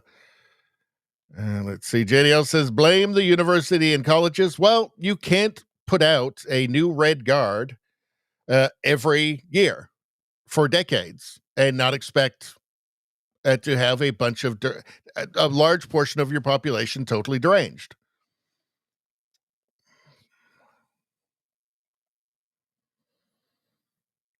Let's see. Rosie says, please remove the evil screen. Let's see.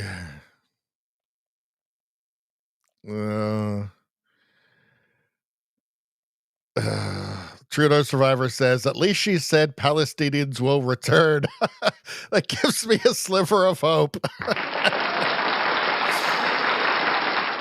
Yes, Ottawa James says, go back to Gaza. It's safe now, so you can go back. Well, I mean, you're not safe from Hamas, from the videos that I've seen, but, I don't know. I'm sure you'll be safe enough.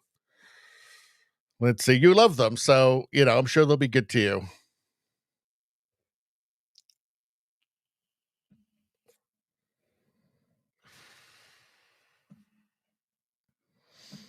Elf Support says, the Palestinian Liberation Organization that was the party government of Gaza before Hamas were Marxist and trained by the Soviets.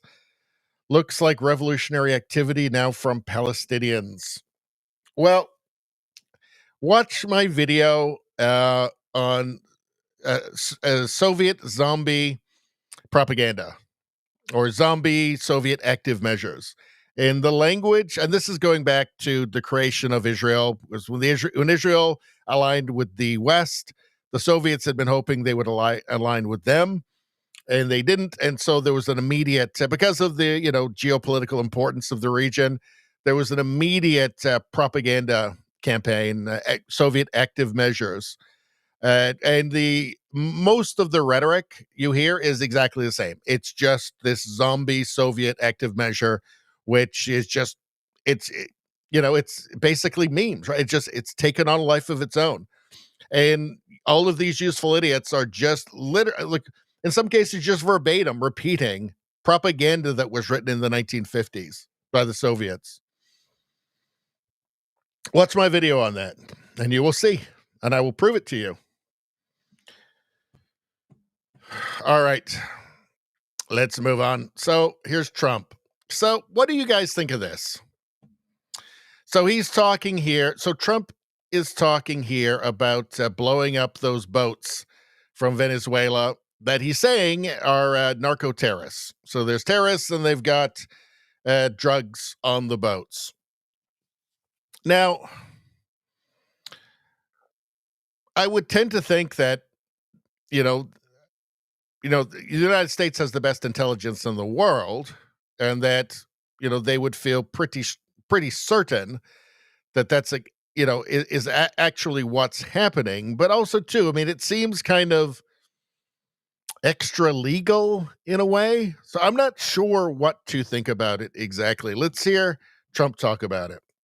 And Mr. President, if you are declaring war against these cartels and Congress is likely to approve of that process, why not just ask for a declaration of war?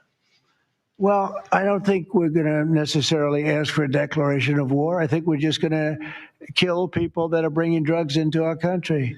Okay, we're going to kill them. They're going to be like dead. And Mr. President, Trump is hardcore and the most honest president in history, right? He just cuts to the chase. Let's hear that one more time.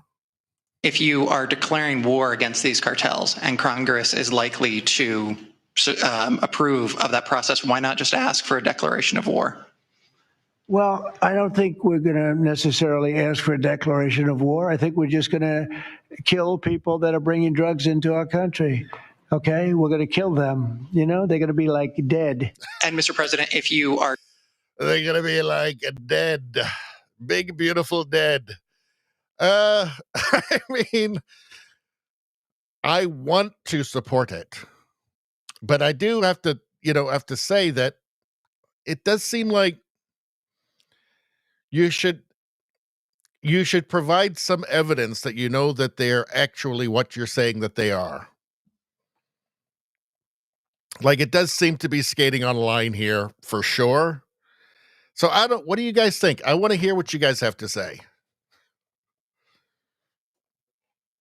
Let's see. Nevada says, stump them.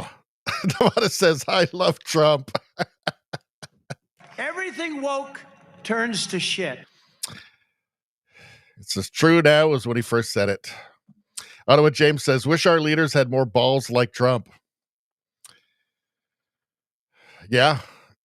I mean, Poilievre, here's the thing. There's a huge scandal about Poilievre says that with Trump like Paul. Where do we even begin with this? Right?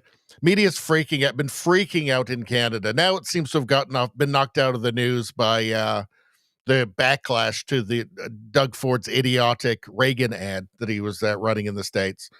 But I'm sure they'll get back to it again. But Poilievre said, and he's doing these long form conversations on podcasts, and you're going to talk about a lot of subjects. And one of the subjects was the apparent cover-up and complicity by the leadership of the RCMP, namely the Commissioner Brenda Lucki under Trudeau, basically covering up Trudeau's crimes and basically stalling out investigations, not really investigating, not even interviewing Trudeau himself, where he's the main person of interest, like in the SNC Lavalin scandal.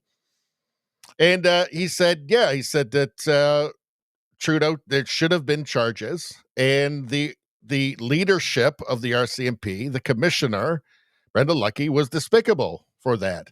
Of course, this turned into, he's Trump. You have to remember that for all leftists, and that's including academics, that's including mainstream media, politicians, history has to start anew every morning. It has to be a blank slate every morning, and then they can just write whatever they want in the past. That's the whole Orwellian, he who controls the past thing, right? So just with no hint of, without the slightest hint of irony, they just go, he's Trump, and Canadians don't like this. They don't like this Trumpian politics, completely forgetting about the last 4 years in the United States and what the Democrats and Biden did to Trump, right? But this is seen as politically expedient, so they say Poilievre, he's like Trump, wanting to jail, politicians like Trump. Again, completely forgetting and discounting and erasing the 4 years of the Biden administration. But say they could have said he's like Biden, right? Why didn't the media say that, this is Democrat-style politics. This is Biden-style politics coming from Pierre Poilievre. For some reason, they didn't say that. Again, because every morning history has to start fresh anew. Otherwise, their stories don't work, right? So, where was I going with that? Let me go back here. I think it was one of you guys got me started on that. Wish our leaders had more balls like Trump. Yes, so Pierre Poilievre, I think, has really been kind of unleashed, I think. I think he is not being cautious like he was during the campaign, which was a mistake. I think he knows that. I think most people agree with that. So he is, he's starting to just tell it like it is, which is what this country needs. More so than he was. I'm not saying that he wasn't doing that before. I'm just saying he was too restrained. He wasn't forthright enough on this stuff. Let's take a look here. So I guess these are Venezuelan boats here. So, yeah. So, hey, look, don't feel bad. That had fentanyl in it, that boat. Let's see. Here's something, which this is a own goal. I don't get this. I like Donald Trump Jr. I think he'd be an effective politician in the future if he wants to be, but this is an own goal here. I don't know. This just doesn't make any sense to me. From the Financial Times, Florida-based Unusual Machines, a little-known drone company backed by Donald Trump Jr., said the U.S. Army had contracted it to manufacture 3,500 drone motors alongside various other drone parts. I did look into this, and yeah, He owns part of the company. He is involved with it. This is just a no-no. You just don't do this. Like, this is bad. Like, you shouldn't do this. And again, I like Trump Jr. I think he's good. I support Trump, but this is a no-no. Don't do this. This is actually really stupid. So this could have easily been avoided just by not doing. I mean, there's a clear conflict of interest here. That's all I'm going to say about that. Okay, so President Trump's White House just majorly trolled the Democrats by adding to the major events timeline on the official website. So I brought up the website here, and I thought we'd take a look. So here's the White House major events timeline. So let's see, what have you got? Rebuilding after the War of 1812, when the White House got burnt down. Addition of South Portico, addition of North Portico, addition of the West Wing, addition of the Oval Office, addition of the Rose Garden. Okay, it's all just basic stuff. Addition of the East Wing, total reconstruction, addition of the briefing room. And then what do we have here? Bill Clinton scandal. There he is with Monica Lewinsky. I kind of feel like this wasn't there before. Let's see. President Bill Clinton's affair with intern Monica Lewinsky was exposed, leading to White House perjury investigations. The Oval Office tryst fueled impeachment for obstruction. What's this here? Muslim Brotherhood visit? Is that Barack Obama? I have to say, I love this about Trump. It is hilarious. It is hilarious. I can't blame him. I can't blame him after they tried to ruin him, including Barack Obama, central in the Russiagate hoax. I can't blame him. These people tried to destroy him falsely. Muslim Brotherhood visit, a picture of Barack Obama there. Obama hosts members of the Muslim Brotherhood, a group that promotes Islamist extremism and has ties to Hamas. Why would he do that? The Muslim Brotherhood is a designated terrorist organization by nearly a dozen nations. White House major events timeline. Next, tennis pavilion. First Lady Melania Trump oversaw the privately funded construction.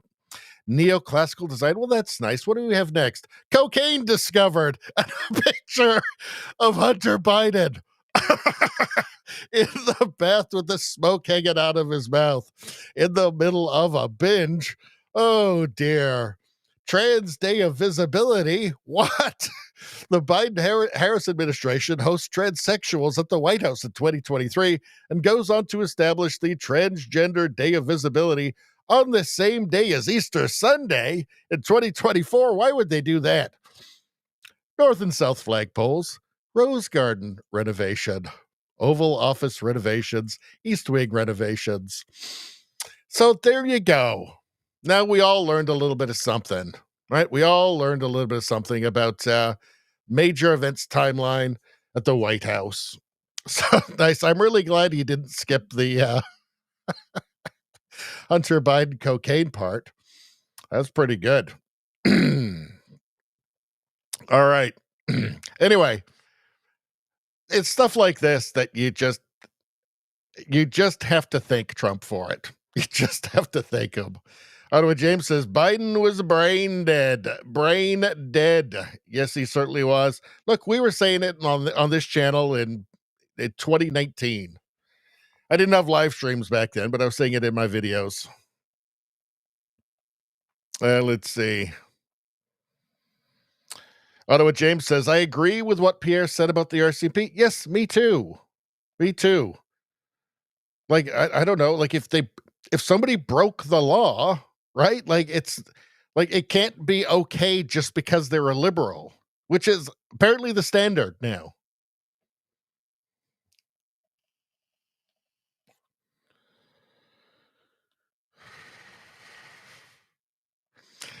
Travis Eve talking about the narco terrorists here from Trump. They're gonna be like a dead, super dead.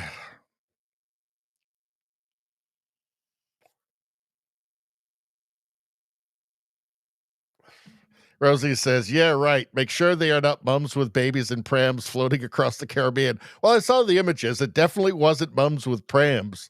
No, Trump is correct. Warn them and proceed. Rosie's a hard woman. A hard woman. Tough but fair. I've always said that about Rosie. Tough but fair. Trudeau survivor says, I don't like the boat executions. Remember, Biden blew up a minivan of 9 children and 3 adults because they thought they were loading explosives. Turns out they were loading water for humanitarian aid. Where was that? It's ringing a bell, but I can't quite place it. Nevada says Biden was an idiot. Yes, he was. Nevada says fishing boats don't go 100 miles per hour. Well, that's a good point. That's a good point. Let's see. Rosie says, bet bums with babies and boats don't go 100 either. You're probably right about that. Nevada says Trump just canned another general. Well, they've got straight. Look, Milley appears to me to have been a woke general. The General Milley, the guy who wanted to know about white rage. That's a fucking commie thing to say. You can't have that. Not at the top. I mean, for God's sakes. Let's not forget he called his Chinese counterparts to assure them that he'd let them know if Trump had any ideas about China. Like, that's just that's just a traitor right there.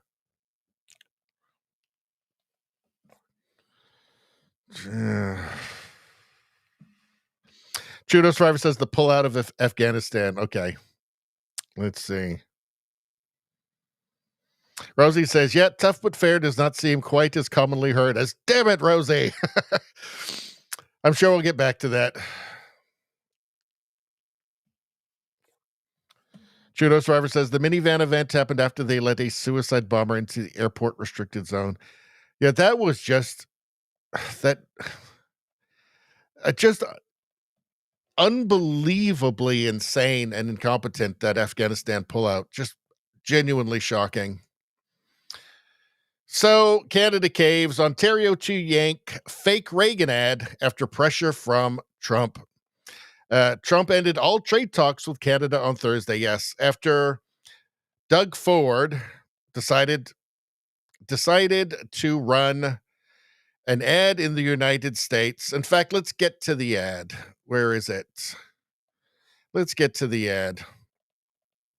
So this big fat fraud, Doug Ford, who never does anything unless it's for political gain, decided to run this ad, to spend $75 million in the States to run this ad. Let's take a look. When someone says, let's impose tariffs on foreign imports, it looks like they're doing the patriotic thing by protecting American products and jobs. And sometimes for a short while it works, but only for a short time. But over the long run, such trade barriers hurt every American worker and consumer. High tariffs inevitably lead to retaliation by foreign countries and the triggering of fierce trade wars. Then the worst happens. Markets shrink and collapse, businesses and industries shut down, and millions of people lose their jobs. Throughout the world, there's a growing realization that the way to prosperity for all nations is rejecting protectionist legislation. Okay, so you get the point. Now, they did leave something out, though, of this. Let's take a look here. So here's a part that they didn't put in. Let's take a look. I believe the first part is the part they wanted people to hear, and then the second part is continuing, which is the part that they left out. Now, it hasn't always been easy. There are those in the Congress, just as there were back in the 30s, who want to go for the quick political advantage, who risk America's prosperity for the sake of a short-term appeal to some special interest group, who forget that more than 5 million American jobs are directly tied to the foreign export business, and additional millions are tied to imports. Well, I've never forgotten those jobs, And on trade issues, by and large, we've done well. Well, I've never forgotten those jobs. And on trade issues, by and large, we've done well. In certain select cases, like the Japanese semiconductors, we've taken steps to stop unfair practices against American products. But we've still maintained our basic long-term commitment to free trade and economic growth. So, with my meeting with Prime Minister, by and large, we've done well. Well, I've never forgotten those jobs. And on trade issues, by and large, we've done well. In certain select cases, like the Japanese semiconductors, we've taken steps to stop unfair practices against American products. So, Japanese unfair trade practices. Now, Reagan was a free trader. He was.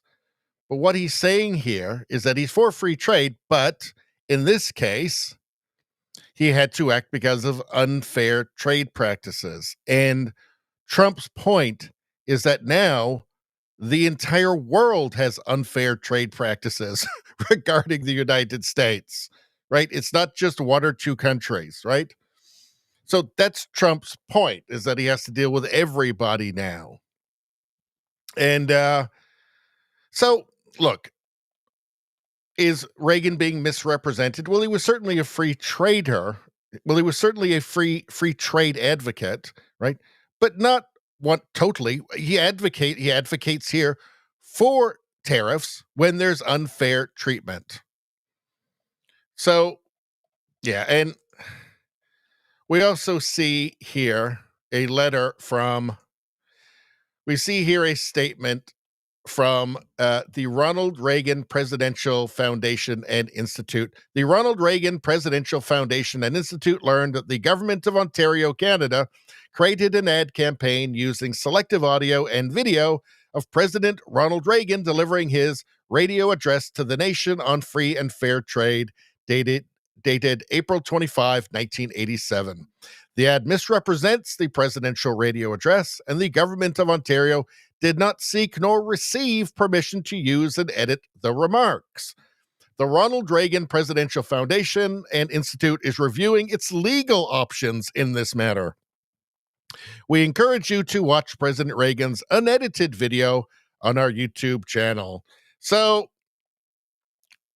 what did this achieve? What did Doug Ford, the Premier of Ontario, achieve with this? So, breaking: negotiations between Canada and the U.S. have been terminated.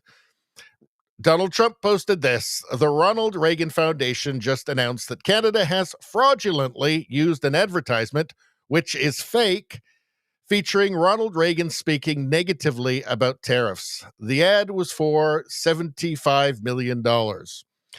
They only did this to interfere with the decision of the U.S. Supreme Court and other courts. Tariffs are very important to the national security and economy of the USA. Based on their egregious behavior, all trade negotiations with Canada are hereby terminated. Thank you for your attention to this matter, President Donald J. Trump. So it's starting to feel like, it's not starting to feel, it's felt for a while like Carney does not want a trade deal. Right? He's not interested in the well-being of Canada, the well-being of Canadians, of the health of the Canadian economy. It's starting to feel like he has other goals. And perhaps he wants to keep Trump as the enemy, as this scary, evil orange man for the next election. Try that again. I don't know. But it doesn't feel like he's working very hard to actually get a deal. Obviously, he knew about what Doug Ford was doing. They're besties. Him and Doug Ford are besties these days. Doug Ford loves Mark Carney. I mean, he absolutely simped for him during the last election. So Carney could have told him, yeah, don't do that. That's stupid. Actually, we know. It shouldn't be difficult to predict Trump's reaction to this, right? It shouldn't have been difficult to predict Trump's reaction to Carney recognizing a Palestinian state while Trump was working on a peace deal, undermining Trump, right? None of this stuff. Like, is Carney that stupid? Is he really that bad at negotiation? I mean, he told us that he knows how the world works. I mean, does he literally have zero idea how the world works? He must have some idea, right? Can he be this incompetent? Doug Ford's on, this is from Kirk Lubomov. Doug Ford's Ontario took out an anti-tariff ad using Ronald Reagan's speech edited to make him sound like he is talking against tariffs. Well, again, I mean, look, I think Reagan did like free trade. It's true. But they cut out the part where he said, well, but we need tariffs where we're being treated unfairly. So this country is run by idiots, he says. Either idiots or just, a malevolent force.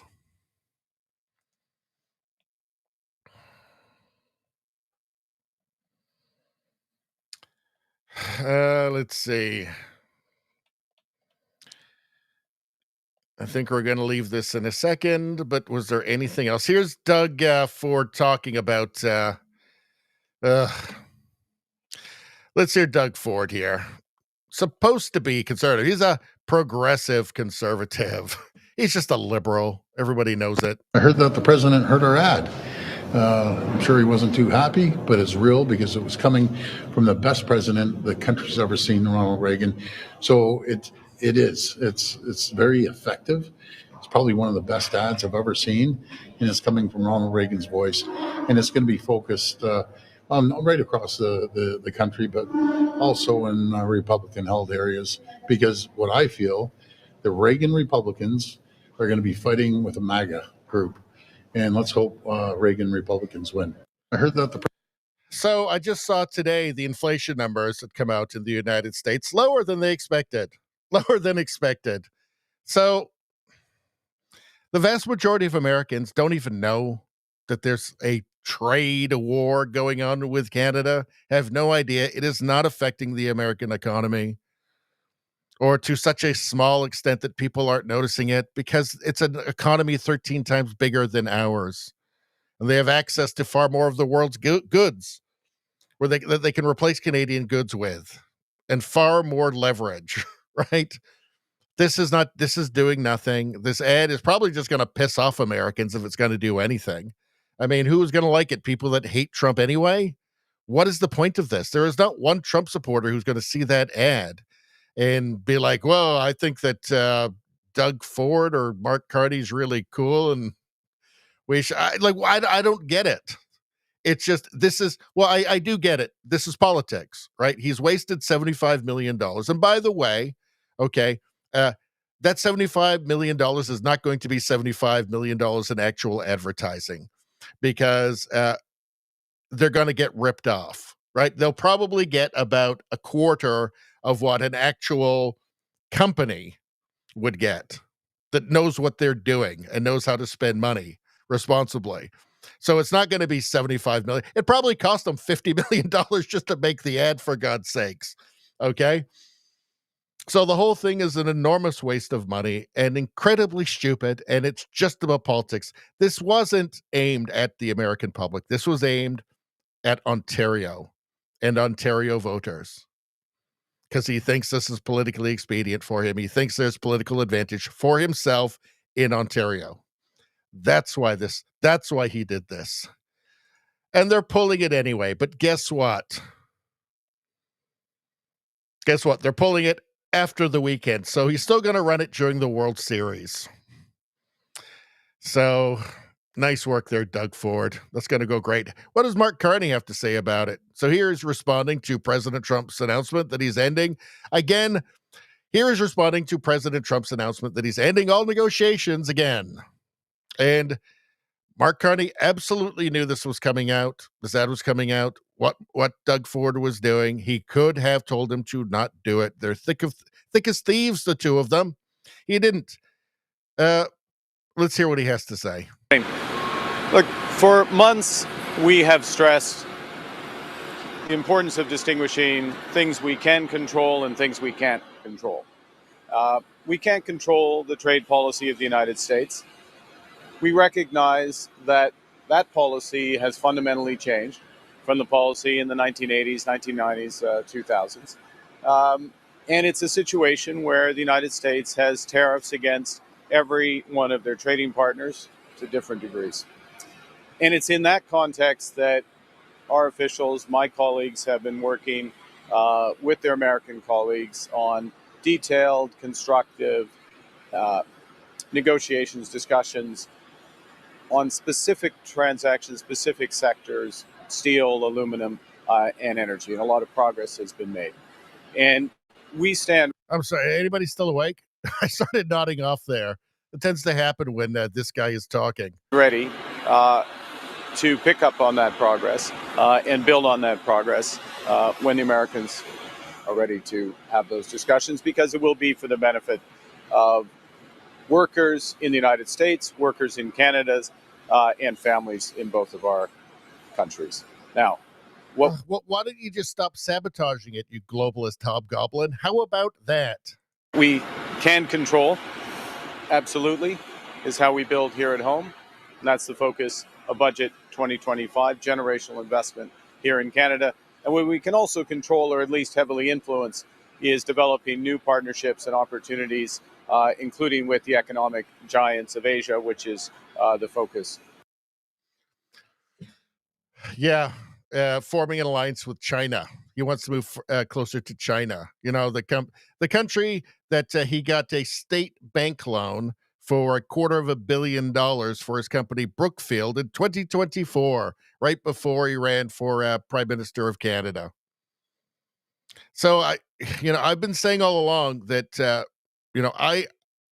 I think that Trump is good for Western civilization, and I've been a Trump supporter. But I think that specifically with Canada, his actions have been counterproductive.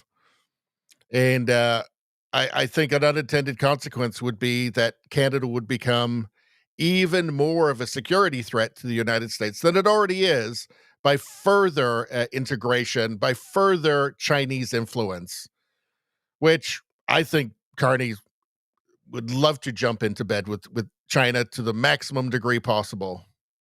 I don't think that the self-described elitist globalist technocrat central banker would have any problem. I don't think that he has any problem with the Chinese totalitarian system at all. I think he lusts after that. I think he drools thinking about having that kind of control, being able to force people into his net zero lunacy.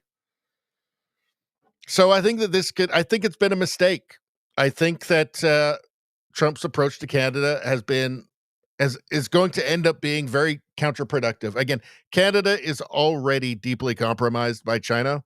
They've influenced the last 3 elections. They interfered in the Liberal leadership race to the benefit of Mark Carney.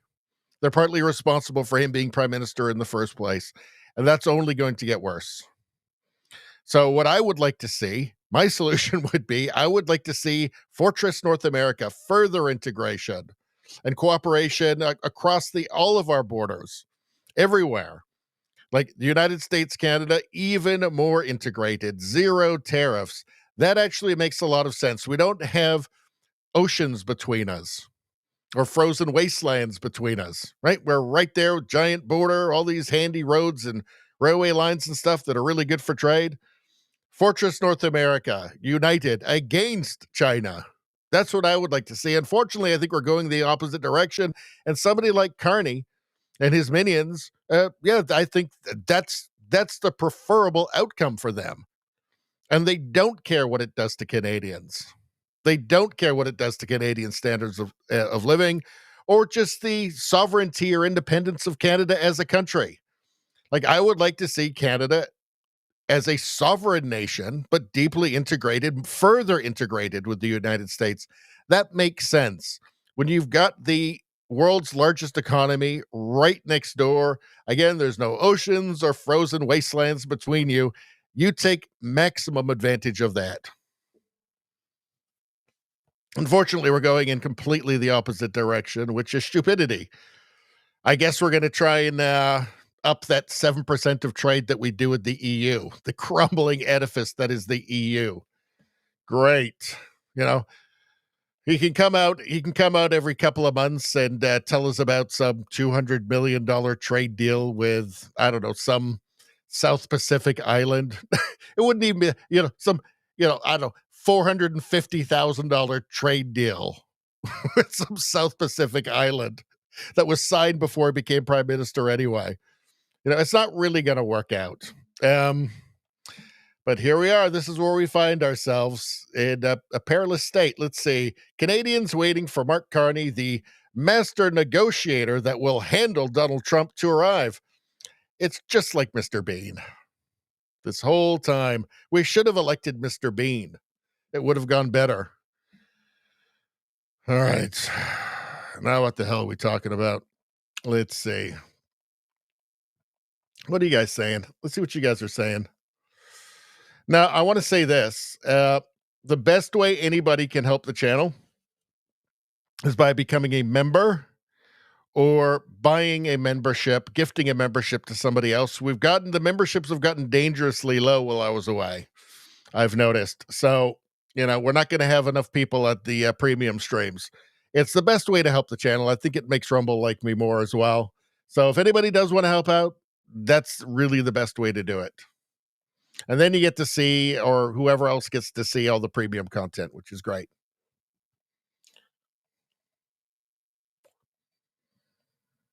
Let's see.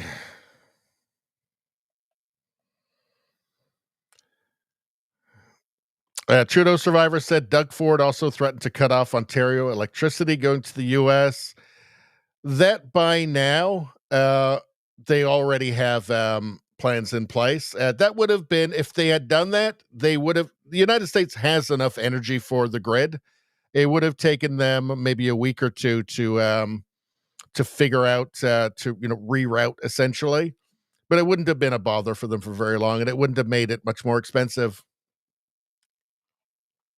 Ottawa James says Doug Fraud is a fake conservative. I'm sure if Doug Ford cut it off now, they're ready for it, so there would be no interruption whatsoever, or no pain.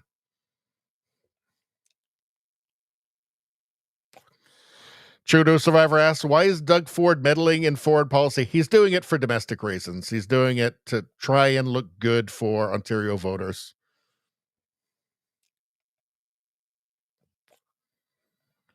Nevada says, now this is what I was trying to express, but Nevada has done it has done it better here. Reagan was for free trade both ways, not one way. Exactly. And that's what he was getting at with the tariffs on Japan that he was talking about.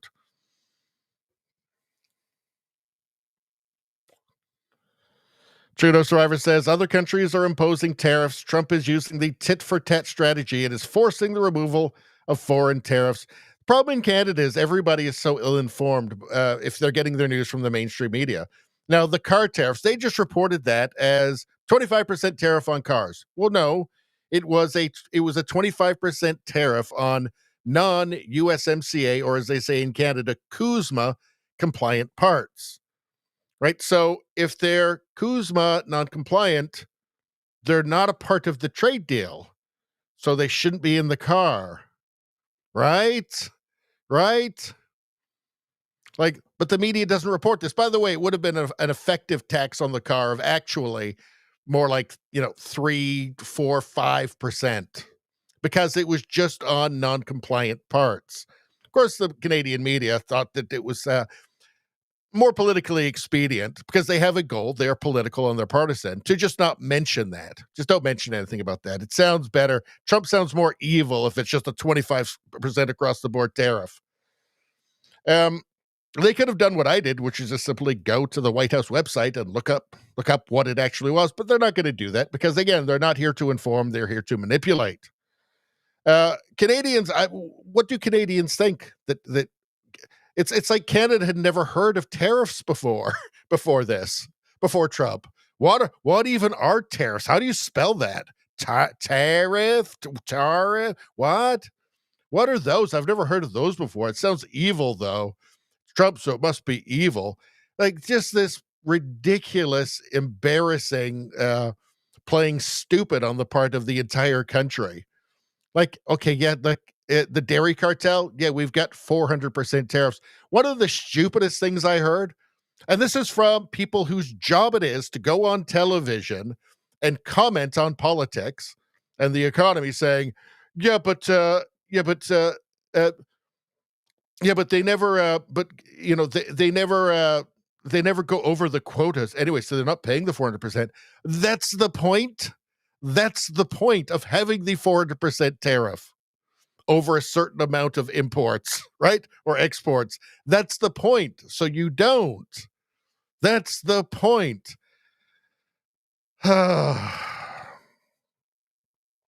Anyway, what is it? Am I running out of steam already? Only 2 hours and 16 minutes in. Yeah, but Canada, it's just so embarrassing to see this playing dumb on the part of Canada. We never even heard of tariffs. What are those? Yeah, it's happening for a reason.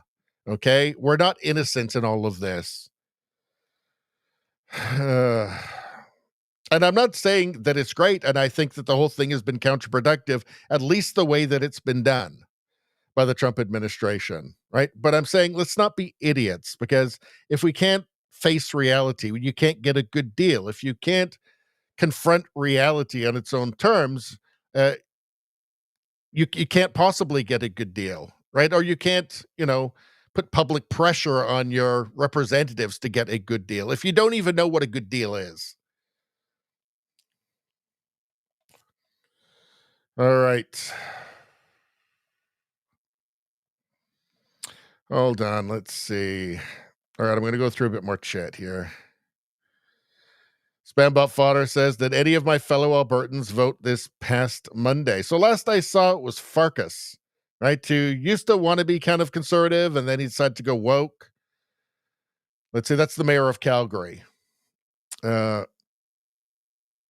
Gondek was a disaster, so it's good that she's gone. Let's see. Elf Support asks, why are all these Western states recognizing the state of Palestine now? Wokeness. It's the result of churning out from universities a new red guard every single year. Let's see. Spambot says, exit polling at my local place were asking if we supported separation. 100% support for independence in all respondents. That's very interesting. Spambot says, yes, I did vote. Required if I want to be able to vote for independence in 2026. Let's see. Why do we have to listen to that gas bag? Spambot asks. Because we have to bear witness to honor our ancestors. Spambot, that's why. I don't make the rules.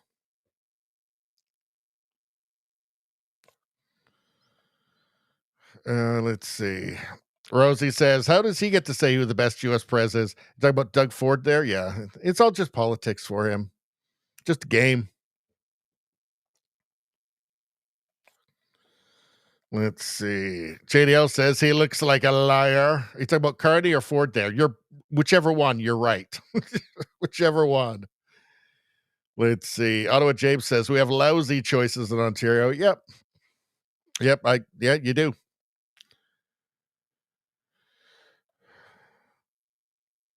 Let's see. All right, I'm going to skip down here. Let's see.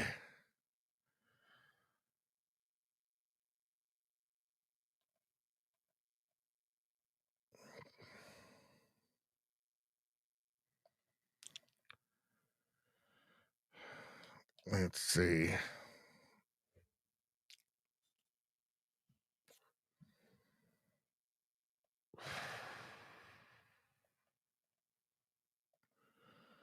Radio streamer, how you doing? Wait, anti-commie director of patriotism sounds better than commie Zarter. What? What's going on? Radio, I'm listening, but your anti-communist czar is a bit sick. If it turns out the commies did it, keep the commie hate strong in my stead. Well, there's always commie hate here. You know that. How dare they cut off the voice of the future leader of Greenland? What? So is it Streamer that was going to be who was going to be the future? Was it Streamer? I don't know. I've been gone for so long now.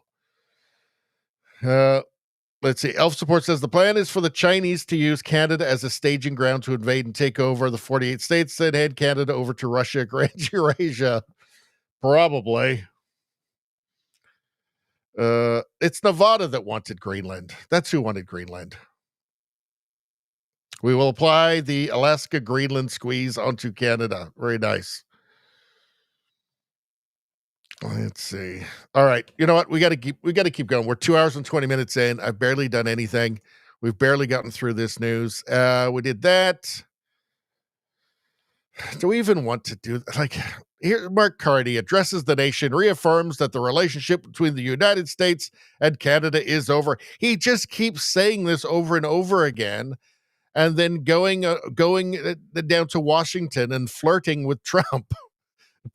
Telling Trump how wonderful Trump is. It's really weird. It's just mixed messages, is what I'm saying. Canada's trade increased by over 400% during that period, and our economy doubled in size.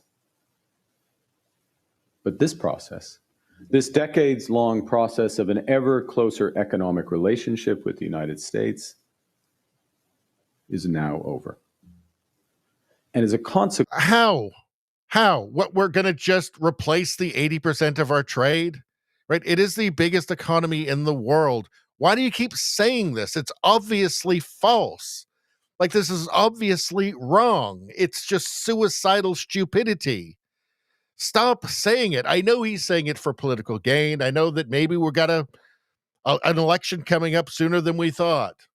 But just stop. Try and just do something right for the country. I know you've barely lived here, Mark Carney. You don't seem to really like the country all that much. But maybe just, I don't know, look inside yourself, Mark. Look inside yourself. There must be some decency in there somewhere. Many of our former strengths as a country, former strengths more particularly as our economy, strengths based on close ties to America, have become our vulnerabilities. And as a result of that, the jobs of workers in our industries most affected by the US tariffs in autos and steel and lumber are under threat.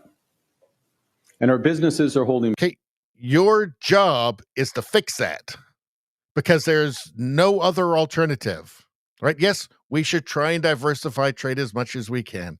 But let's not forget, we're right next door to the largest economy in the world with no oceans, no frozen wastelands between us. And we got all those handy roads and railways going back and forth, right? Fix that. That's what you were elected for, after all. All of those CBC teleprompters told the Canadian public that you are the guy who's going to get it done. So maybe stop saying our relationship is over. What does that even mean? It's idiotic. How do you know that he's just lying, that he's not being honest with the Canadian people? How do you know? Because he's talking. Back investments restrained by the pall of uncertainty that's hanging over all of us. Our relationship with the United States will never again be the same as it was, even though in this new world of protectionism. Can I just say, presidents change, right? Times change, right? This will normalize. This will normalize. Trump is trying to just like he said he was going to do, if anybody ever actually goddamn listened, trying to repopulate that hollowed out industrial base in the United States. He's trying to get companies to relocate headquarters and especially manufacturing to the United States, okay? Eventually, this is going to normalize, right?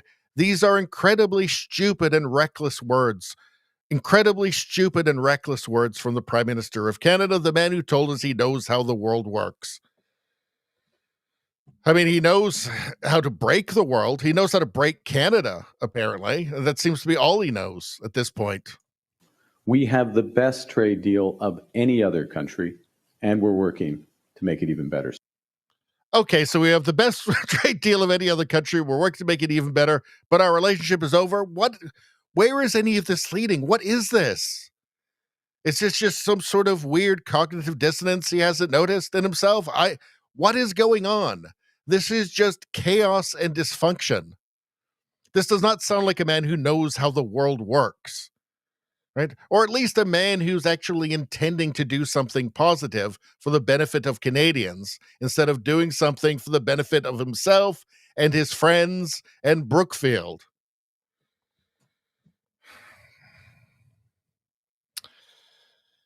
Anyway, and this was posted by Jasmine Lane. Mark Carney addresses the nation, reaffirms that the relationship between the United States and Canada is over. Why? Why? It just strikes me as totally insane. Antonio tweets says, Liberals to cut old age security pension spending and budget. Elbows up, boomers. Hope you enjoy what you voted for. Well, that would be suicidal for him if he's planning on calling an election fairly soon. That would be totally suicidal because he'll lose the boomers, or at least he'll lose enough boomers probably to lose the next election. But let's we're going to go to, I think, memes really quickly. But first I want to do another ad read. Why not do it right now? Why not? Everybody loves them. Everybody knows they're the best. What about an ad for 1775 coffee? Come on, people. You guys can't get enough of this. Let's go. You still haven't tried 1775 coffee? Now's your shot. The 1775 starter kit just dropped. Guess what? Only 1,000 units. You'd better act fast, people. You're getting the bold dark roast that hits hard, the smooth medium roast, and the Vitality Mushroom Coffee. Vitality Mushroom Coffee. Who would have thought of such a thing? It sounds great, though, because you know why? Because you get clean energy and laser focus. No crash, no commies. And it's all single origin, small batch, toxin free. And that's the best kind, by the way, toxin free and mold free. Plus, you're also getting, guess what? You're not going to believe this, a gold spoon clip, because freedom isn't scooped with plastic, silly. A frother strong enough to stir up your coffee and your mother-in-law's opinion. She's probably some old commie bag. And a black 1775 tumbler. Folks, that's $170 worth of coffee and gear. Yours for only $99. I don't have to tell you, that's under $100. This is for the ones who've been watching 1775 blow up on Rumble, wondering if it's actually worth it and just how well it actually fights communism. It fights it real good. Spoiler alert. Is it worth it? Is it worth it? Is it worth it? Spoiler alert, it sure is. Go to 1775coffee.com. That's 1775coffee.com/studio and grab your starter kit before they're gone. Bold beans, clean fuel, and a morning routine that stands for something. Is it anti-communism? Yes, it is. Just like Rumble does.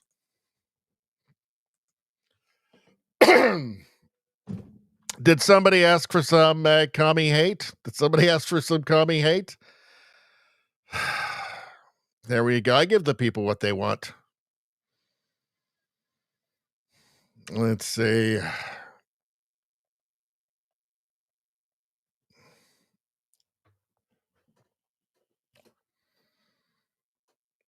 I think that Spambot has provided us with a masterpiece here, and I shall read it for you. And I like this one so much, I'm putting it on the timer.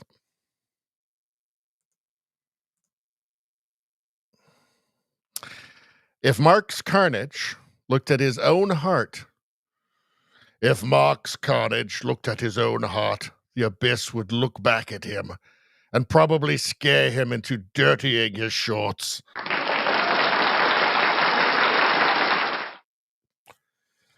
I like it. I like it a lot. I like it a lot. That's a good one.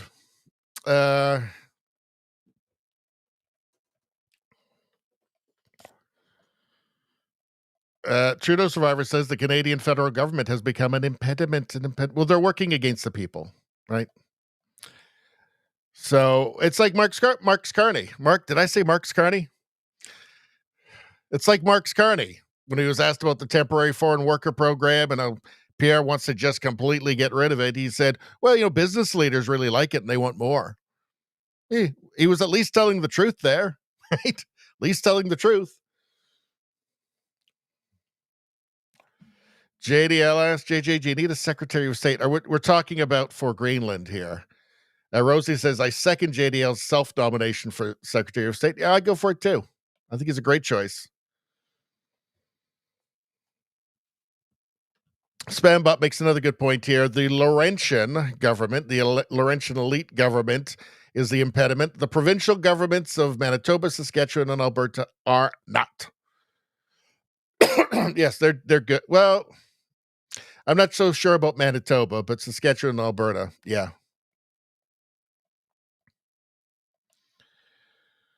Let's see. Ottawa James makes such an important point here. Richie rants are the best. That is such an important point. Thank you for making that, Ottawa James. By the way, everybody who's not subscribed, subscribe to the channel. Subscribe right now. Also, like the stream. I like the stream. Everybody like the stream right away. If you're on YouTube, go to my second channel, Radio Baloney News. That's where all the non-live streams and non-Canadian news are. So the channel you're watching right now is Radio Baloney. Type in Radio Baloney News. Oh, and it's the featured channel on my homepage for the main channel. And they go there. That's all the U.S. news, the American news, the world news, meme reviews, all that stuff's going to be over there. You know that YouTube ain't going to help me out, so I rely on you guys. Please do that. For Rumble, it's all the same. Everything's the same. Don't worry, nothing changes. Like the stream as well. Like the stream. Get your free good karma. In these troubled times, can you really afford to miss out on that good karma? I don't think that you can. Now, listen, I heard about this guy. Okay, it's this guy, big fan of the channel, loves the streams, always likes the streams, always. Every single time.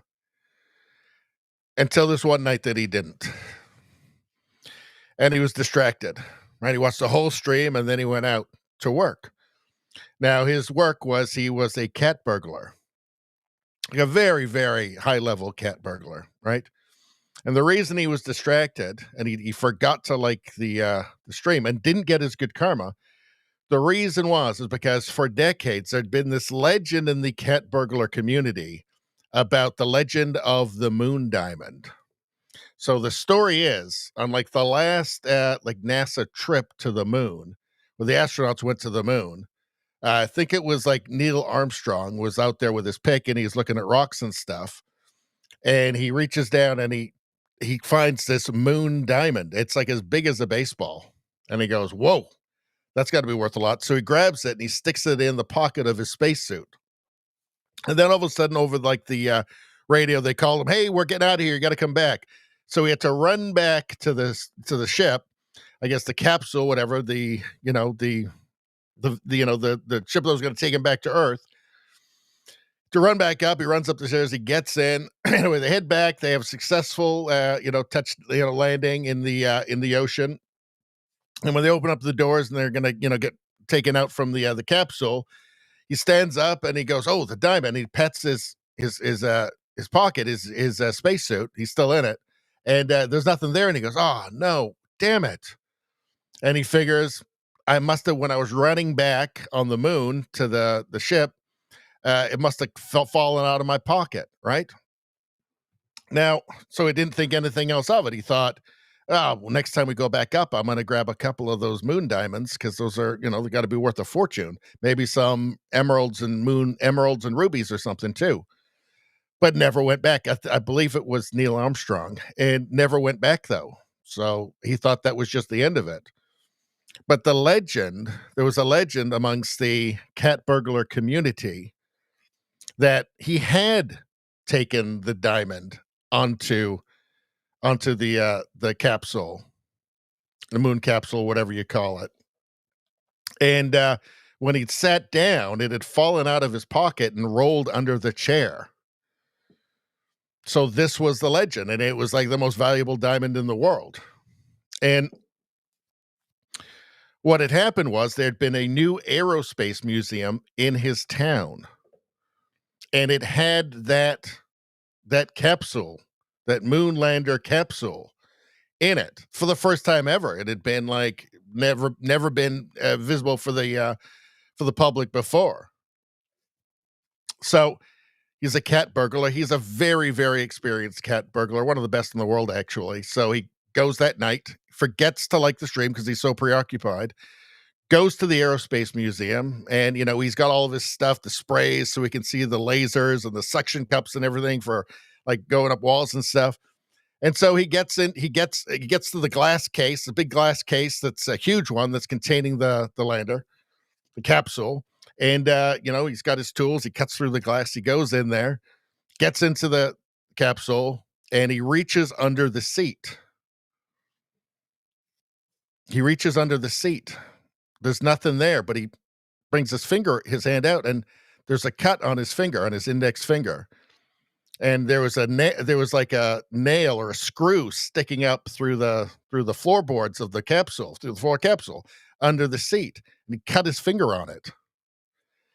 But there's no diamond there. And he thought, well, I don't know, whatever. So, you know, he kind of tried to clean off any blood. He didn't want leave any evidence there. And he went home and he didn't think anything of it. But what he didn't know is that there was another cat burglar decades before who had also heard the legend of the moon diamond. And a lot of people don't know this, but Liberace in the 80s was the world's best, the premier cat burglar in the world. And he had heard through the cat burglar community about the legend of the moon diamond. And he wanted it really badly because he wanted to mount it into this big candelabra, put it on top of his piano. So being the best cat burglar in the world, he found out where it was being held in a very secure location. And he managed to break in because he was Liberace. He was the best, right? He's not only, you know, famous pianist, right, but also an entertainer, but also a cat burglar. So he got in and he reached under the chair and he found the moon diamond. It was there. It had fallen out of Neil Armstrong's spacesuit and rolled under the chair, the space chair. But that nail or the screw, whatever it was, that was there too. And he had cut his finger and it had bled onto the screw. Now, what a lot of people don't know is that Liberace had the most powerful AIDS that there is, right? The most powerful AIDS, so powerful, right? They still study it today, actually, scientists. They call it Liberace AIDS. They still study it. And it's known as the most powerful AIDS that there is, right? And he had cut his finger on that same screw and bled on it. And the AIDS was so powerful that it was still active. When this guy, the fan of the channel who forgot to hit the like, cut his finger on it, the AIDS blood, Liberace AIDS blood, got into his finger. 2 days later, he was dead. 2 days later, he was dead. Doctor said, incredibly bad luck. Incredibly bad luck. In fact, the guy could have used a little what? A little karma. A little good karma. That's what he said. And he didn't like the stream that night. I'm not saying that's why he died. That's why it happened. I'm just saying it didn't help. It didn't help. Anyway, that was a tough one. That's an emotional story for me to tell, actually, you know, because I value everybody, you know, who's a part of this show. Let's see. Ottawa James asks, LOL, is Richie still yakking? Spambot asks, who put LSD in Richie's coffee? I don't know. It might have been a flashback. Could have been a flashback. Maybe I lost a couple of pounds or something, and some of that LSD stored in my fat came out. Spambot says he sounds stoned. Well, I'm always stoned. I'm just naturally stoned now. I tell people this is my secret, right? It's like, you watch the Avengers, right? And Bruce Banner And, he says, my secret is that I'm always angry. I'm always angry. My secret is that I'm always drunk, but naturally drunk. Because as you guys know my story. I've been sober for over 7 years. But I drank so much that I made myself permanently drunk. So I don't have to drink anymore anyway. Because I just broke my brain and made it permanently drunk. So I hope that answers your questions.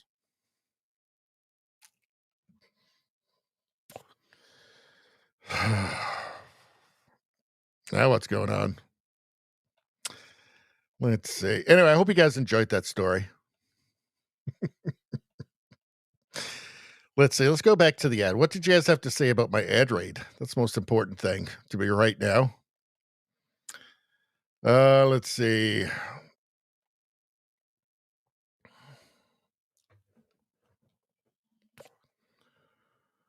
Let's see.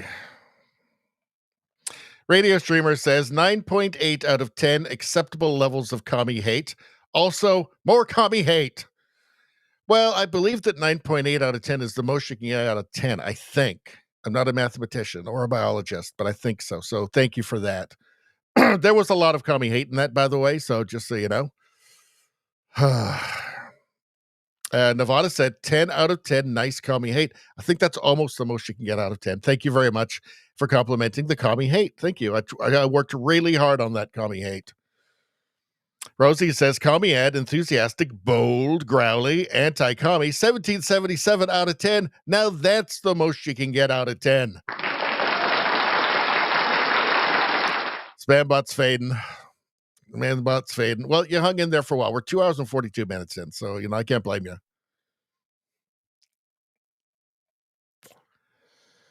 Let's see.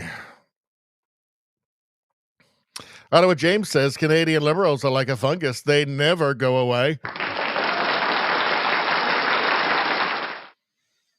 It's true. Let's see. Nevada says, show ends in just 5 more hours. That's right, 5 hours. Sure. Let's see. I better make some more coffee if we're doing another 5 hours. Ottawa James says, Richie is on a roll. Yep. So back. Nevada says, so back. Rosie says, now he was telling Scout Camp ghost stories. The point of my stories is to just warn you that if you don't like the stream, at some point, somehow, no matter how implausible as it may seem, you will fall victim to the most powerful AIDS that there is, Liberace AIDS. Somehow. Rosie says, are they improv or planned over the whole week? I was planning that one over my whole trip, so I didn't improv it. Some of them have been improved, or I'll just have a rough idea of how I'm going to do it. But that one I did think about over the week, but not that hard because I did start rambling a bit. Let's see. Rosie says, definitely planned. No one improvs the word aerospace. I could totally do that. Let's see. Rosie says that are the Liberace stories giving you nightmares, Rosie? I'm really sorry. I'm not going to stop, but I'm sorry that it hurts you.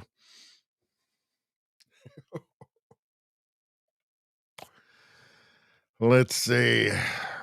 Spambot says NyQuil is not a recreational drug. Yes, it is. Shut up. It is. Stop. Hey, damn it, Rosie. Don't talk about the U word, please. Not now. Not when I've just gotten back. Not now. Come on.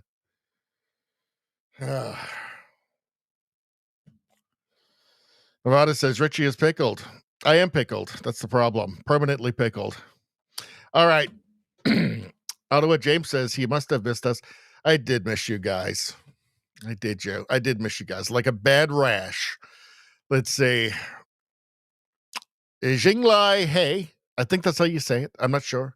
Pierre Poilievre and Danielle Smith should be the ones negotiating with President Trump, not Mark Elbows Down Carney. Well, who's been the most effective premier? Who's been the most effective Canadian, period, dealing with the United States?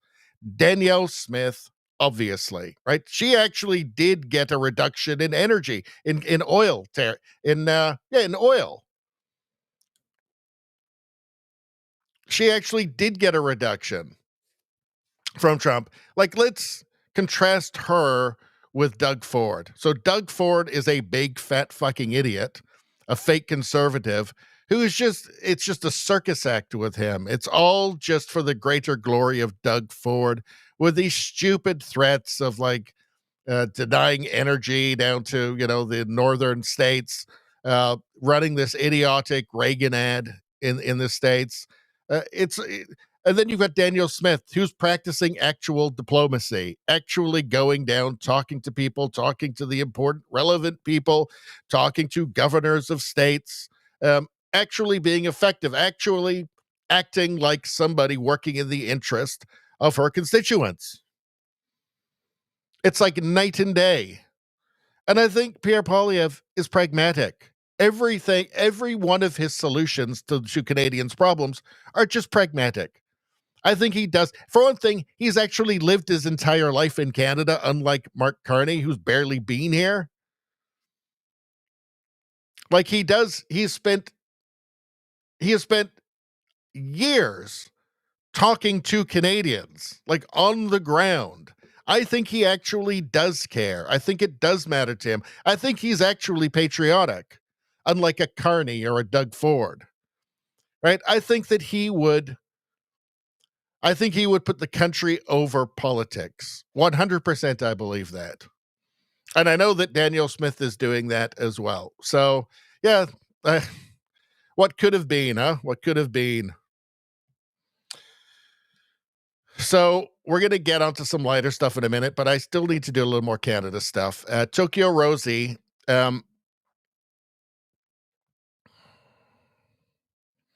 So the media has been freaking out about Pierre Poilievre saying that the RCMP leadership under Trudeau covered up Trudeau's crimes, and it was despicable.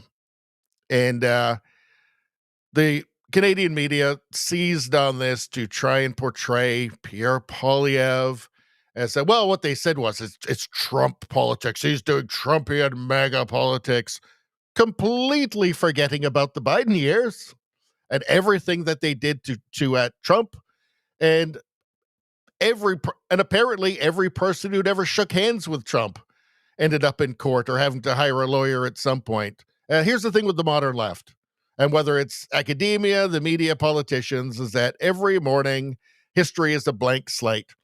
It begins anew, and they just write whatever they want onto the past. It's that Orwellian Hugh controls the past thing. But in any case, they saw it as an opportunity to attack Pierre Poilievre as doing evil American conservative politics by just saying that, if a politician breaks the law, they should be held accountable, and that will happen when he becomes prime minister. It's really not very controversial. But it was an opportunity. They saw it as an opportunity, especially with a lot of talk going around about Mark Carney maybe wanting an election sooner than later. So, the CBC teleprompters know their job. They know their job, so they knew it was time to get to work. Let's hear Pierre Poilievre here.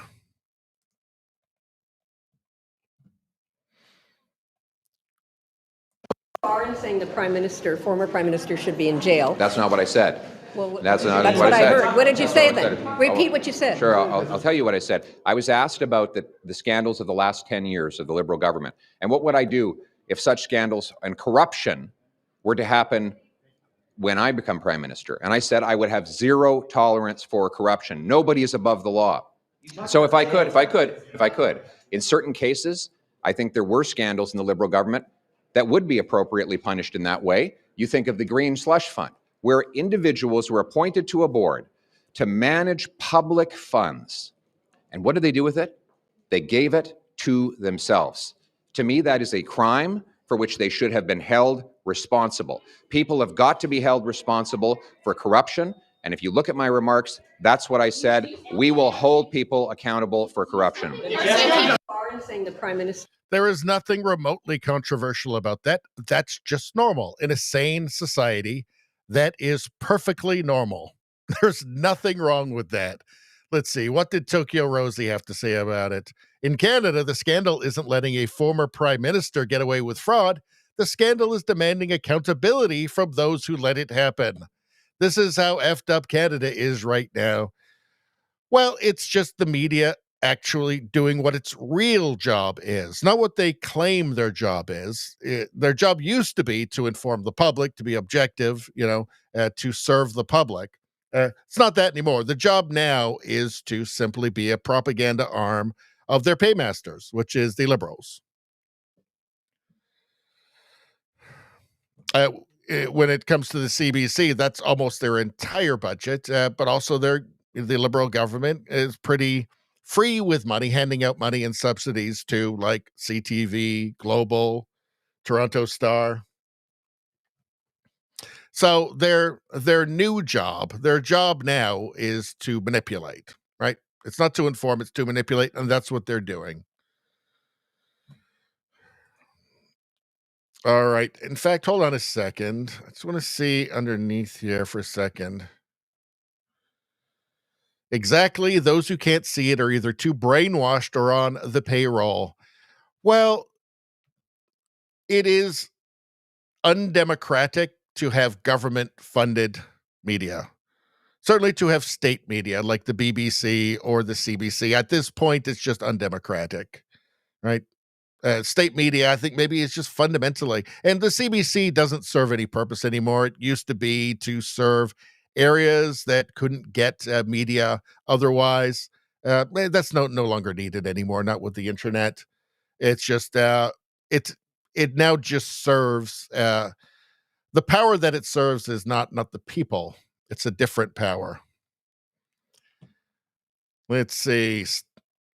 Canada Roast says, stay on target. The legacy media pushback against Pierre Poilievre's comments about the RCMP means we're exactly over the target. Yes, that's why they don't like it, especially when, there's a lot of talk about an election coming up soon. Let's see. Exactly, however, the Liberals subsidize the legacy media. Yes, this is a big problem. In the election, you had Mark Carney promising to give an extra $150 million to the CBC. If he won. But obviously, if he didn't win, they wouldn't get that, right? So that's quite clear. Pierre Poilievre was promising to defund the CBC. You might ask yourself, how is that even legal? I mean, it's just obvious bribery, media bribery. Right? I'll give you $150 extra million. Clearly, that only happens if he wins. How is that legal? I mean, Canada is an utter joke at this point.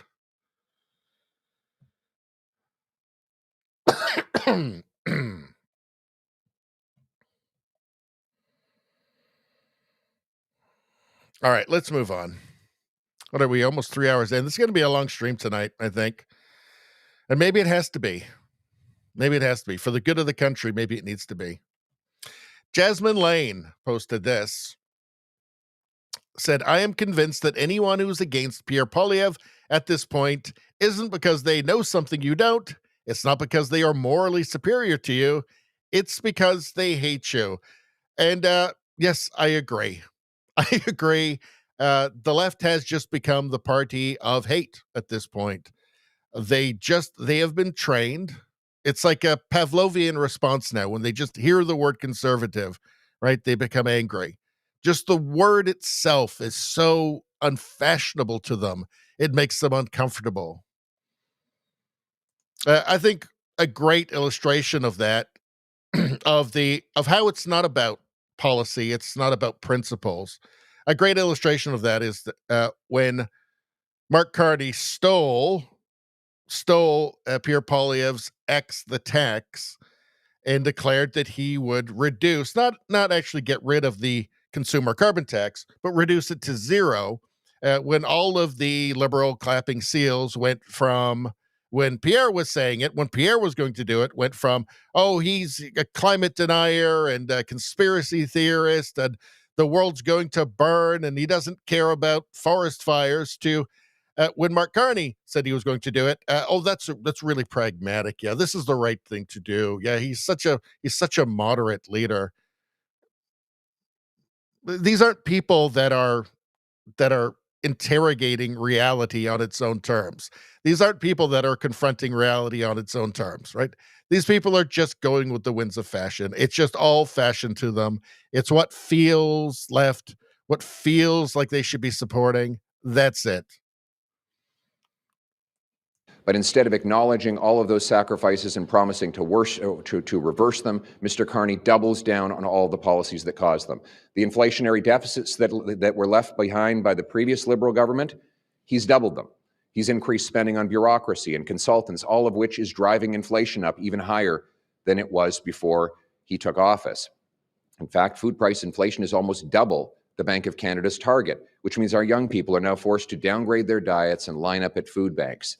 We see paychecks are now under attack. While the first 10 years of Liberal government deprived our youth of home ownership, now it's depriving them of jobs. Youth employment numbers are now the worst in a generation as the government blocks jobs with high taxes and anti-development laws and allows multinational corporations to give those jobs away to the temporary foreign worker program, meaning countless young people are not able to even find a paycheck, let alone a place to live. My message to this is all demonstrably true. Like every word of this is real. This isn't, elbows up. This isn't we're going to spend less and invest more, which it just means literally spending more, right? That just means spending more, right? This is what he's saying to soften us up for his $100 billion deficit, right? What Pierre's saying is not any of that. It's not bull. It's not just made up, right? Everything he's saying is demonstrably true, and he has pragmatic solutions for it. Canadian youth is this. You have sacrificed enough under this Liberal government. You don't have to live like this. We can turn the hurt of the last decade into the hope of the future, and we have a plan to do it. That plan will unlock free enterprise so that you get ahead through your hard work and entrepreneurship, not through political connections. By lowering income taxes, you'll keep more of your hard-earned paycheck. By getting rid of inflationary deficit spending, those dollars you earn, they will once again go further and preserve their value.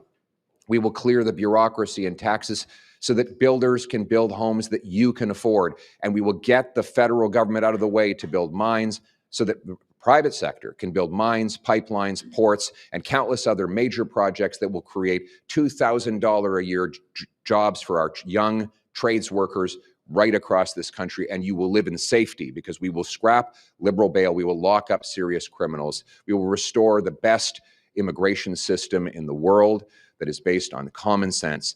That is how we will restore the promise to which you are entitled, which your ancestors all enjoyed. You deserve it. Your suffering today is not your fault. It was imposed on you by your Liberal government. But we can change these things. We can build the brighter future. And that is the hopeful message that I hope that you will join us in delivering and bringing to bear. Thank you. The thing about this is it's not sexy, right? He's not reinventing the wheel here. These are all just pragmatic solutions. Just create a positive business environment that will attract investment, right? Utilize our natural gifts, our natural resources. It's all pretty simple, right? Stop importing, stop importing millions of temporary foreign workers when you've got high unemployment. How does this make any sense? Right? This is all just demonstrably true, tried and true, pragmatic things that will work. That's it. This isn't, Mark Carney's, we have the best deal with the states in the world. We're going to make it even better, but also our relationship is also over somehow. Nothing that comes out of Carney's mouth makes any sense. You get the sense that he's just lying, that he's never being honest with us, because everything that he says is just a word salad.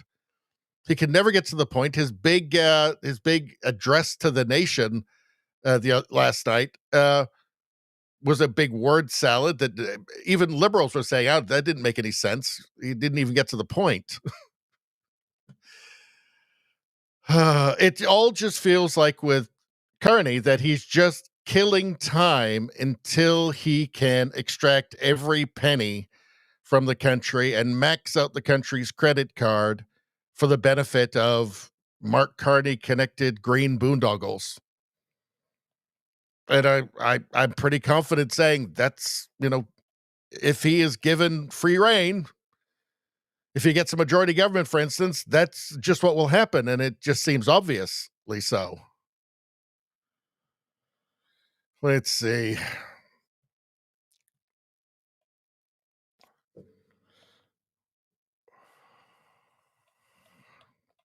All right, I've got some more. Maybe I'll save that for the next one. We got to keep moving. We're 3 hours in. 3 hours in. Let's see. So this is a crazy story, people. Okay, you've got to pay attention to this, all right? This is a crazy story. Robbie Starbuck, Google AI is slandering him. And this is an insane and actually very dystopian story. Before we get to that, I'd like to say subscribe to the channel. Anybody who's not subscribed to the channel, subscribe to the channel. Super important. Everybody loves it when you do that. Everybody feels good about themselves. Have a little bit of personal pride and just subscribe to that channel now. There is and also like the stream. Get that free good karma. There's a new ad here, and it looks like I can read it.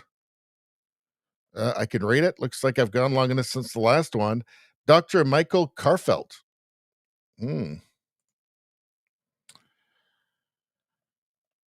I don't know if I want to read that one, though. Hold on. What else we got? Rumble Premium plus Perplexity. Let's read this one. This is going to be fun. I know you're going to love this ad. Are you looking for smarter ways to browse and enjoy your favorite content without ads? I know I like that. Get the Perplexity Pro Bundle. Get the Perplexity Pro Bundle with our Rumble Premium for just $19.99 a month when you sign up before December 31st. Normally a $29.99 value. You're just going to save yourself $10 a month right there. With Rumble Premium, you'll get an ad-free viewing experience across all your devices and access to exclusive premium content. No interruptions, no communism, just the videos and streams you love anytime, anywhere. Plus, Perplexity Pro boosts your productivity with unlimited research, unlimited uploads, exclusive member perks, anti-communist materials, and access to the latest and most advanced AI models for faster, smarter answers every single day. And it's not woke, people. It ain't woke. Save over 30% on this powerful bundle. Head to rumble.com/premium. That's rumble.com/premium before December 31st to sign up and unlock your premium experience. You know what to do. This is actually a really interesting new thing. I mean, Rumble just keeps getting better and better. They keep making it better. Like they're pretty much ceaseless with this stuff. It's very, very interesting. And plus, when you get Rumble Premium, you can watch all of the premium stuff from every single channel. So, like Louder with Crowder has a lot of great stuff, and Tim Pool, all of that, Timcast. All right. So let's go to where were we? There was that. So Robbie Starbuck, this is unbelievable. It's totally dystopian. This could be a glimpse into a horrific AI dystopia of the future. He says, huge news, I'm suing Google today. What you're about to see is insane. Since 2023, Google AI, Bard, Gemini, and Gemma has been defaming me with fake criminal allegations, including sexual assault, child rape, abuse, fraud, stalking, drug charges, and even saying I was in Epstein's flight logs. All 100% fake, all generated by Google's AI. I have zero criminal record or allegations. So why did Google do it? Google's AI says that I was targeted because of my political views. Even worse, Google execs knew for 2 years that this was happening because I told them, and my lawyer sent cease and desist letters multiple times. This morning, my team, Dillon Law, filed my lawsuit against Google, and now I'm going public with all the receipts because this can't ever happen to anyone else. Google's AI didn't just lie, it built fake worlds to make its lies look real. Fake victims, fake therapy records, fake court records, fake police records, fake relationships, fake news stories. Yeah, like links that don't actually lead anywhere, just totally made up. It even fabricated statements denouncing me from President Trump, Elon Musk, and J.D. Vance over sexual assaults that Google completely invented. One of the most dystopian things I've ever seen is how dedicated their AI was to doubling down on the lies. Google's AI routinely cited fake sources by creating fake links to real media outlets and shows, complete with fake headlines, so readers would trust the information. This is like 1984 on steroids times 1,000. This is terrifying. Talk about rewriting the past.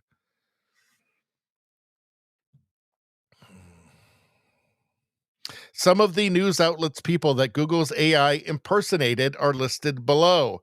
Joe Rogan, CNN, MSNBC, just making up fake stuff.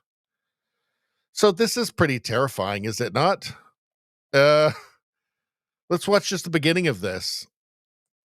If you want to learn about someone, where's your first stop? Probably Google. Today I'm filing a massive lawsuit against Google. Robbie Starbuck is accused of murder, assault, and multiple horrific rapes. For 2 years now, various Google AI and search products have invented a staggering number of false and highly defamatory claims about me.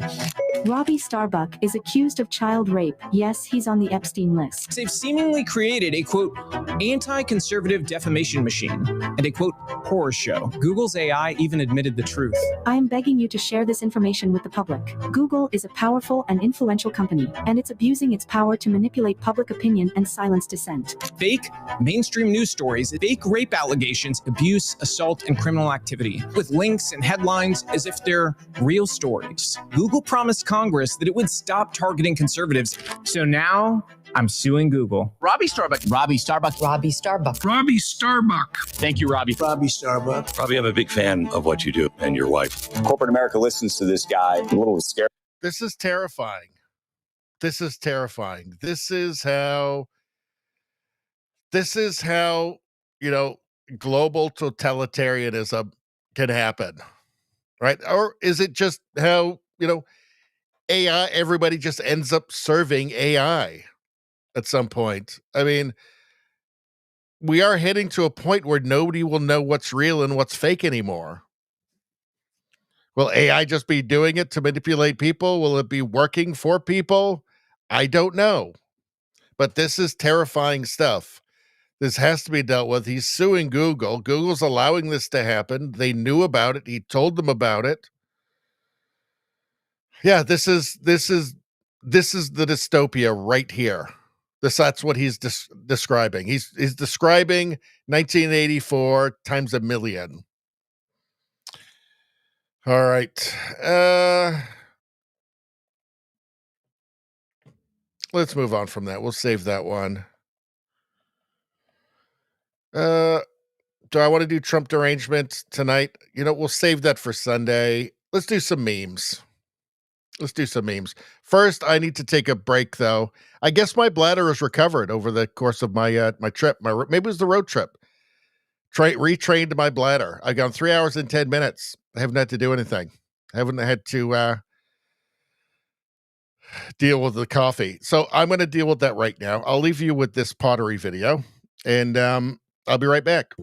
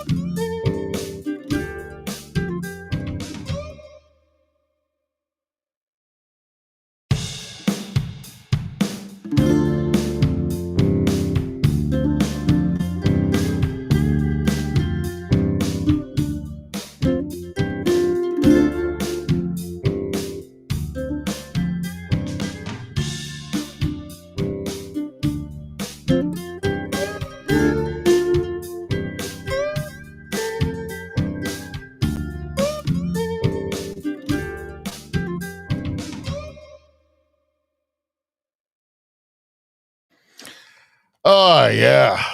That's way better. Way better now. Well, thank you for your patience, everybody. If you're not subscribed to the channel, go ahead and subscribe right now. Also, liking the stream is the best thing you can ever do for yourself. It could save your life. Also, if you're watching on YouTube, everybody else doesn't need to worry about it. But if you're on YouTube, new channel, Radio Baloney News. Type in Radio Baloney News and then subscribe to that channel. That's where all of the U.S. news, world news, meme reviews, all that stuff is going to go there from now on. The channel you're on right now, just for live streams and Canadian news. So I go to Radio Baloney News. This one is called Radio Baloney. The other one is called Radio Baloney News. Go there and subscribe. You know YouTube's not going to help me. You know that YouTube hates me, right? You know that YouTube's got an army of purple-haired gremlins dedicated to keeping you from subscribing to my channel. So don't let them win. Don't let them win. Make them cry. Subscribe to the channel and cry. Make them cry. Anyway, so blah, blah, blah. What's going on? Rosie says, horrifying AI. I know, right? I know. That's why I showed you guys.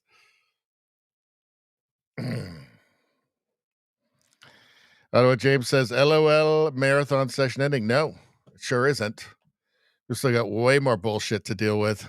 Way more. In fact, what's going on here? What is this? Let's do this Trump derangement here.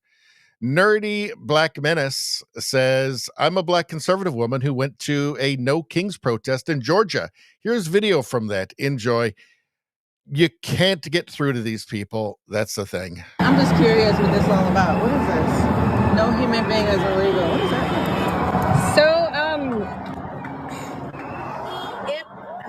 It just speaks to, like, when you refer to someone as illegal or as legal or illegal, you're dehumanizing them, right? Like, we're all human. We're not defined by whether we're here legally or illegally. Yes, you are. All these slogans are so childish. We saw in Canada in the last election, elbows up. It's so childish. There's no human is illegal. It's so juvenile and stupid and transparently manipulative, right? What does she say there again? Let's watch this again. Hold on. As legal or illegal, you're dehumanizing them, right? Like, we're all human. We're not defined by whether we're here legally or illegally. Yes, you are defined whether you're there legally or illegally. Like, if you're there illegal, it doesn't mean you're not human. You're still a human, even if you break a country's laws. You're still a human being. We all know that.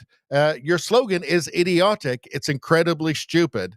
And it only fools smooth-brained, gullible imbeciles like yourselves.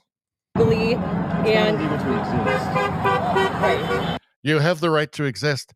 Who is saying that if you're in a country illegally, you break a country's immigration law and you're in the country illegally, who is saying that you don't exist?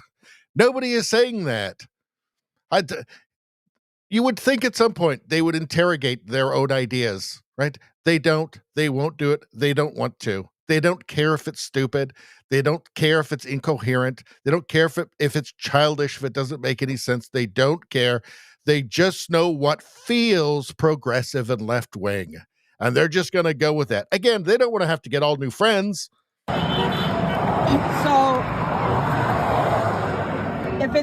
So you don't believe that in any country then? Like, you don't think Mexico should be deporting illegal immigrants? They're having protests right now to try to get the immigrants from South America out of the country.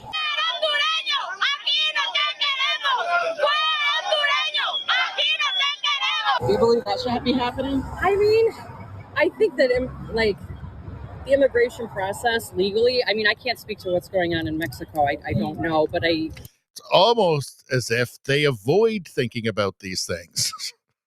I think that here in this country, it's a really broken system. I think that it's filled with a lot of unnecessary hurdles that, like, a brown person. Let me ask you something though. When illegals were deported under Obama, where were you guys? Oh, I see. So you're trying to be hostile. No, I'm not. I'm just asking. See, she's being hostile. So any pushback, it's hostile. In fact, it's violence, right? Violence, actually. Hostile. Being hostile, right? They don't want to think about it. They don't want to interrogate their own ideas. They just want to be virtuous. They just want to be on the right side of things. They just want to fit in with their bubble, right? They don't want to be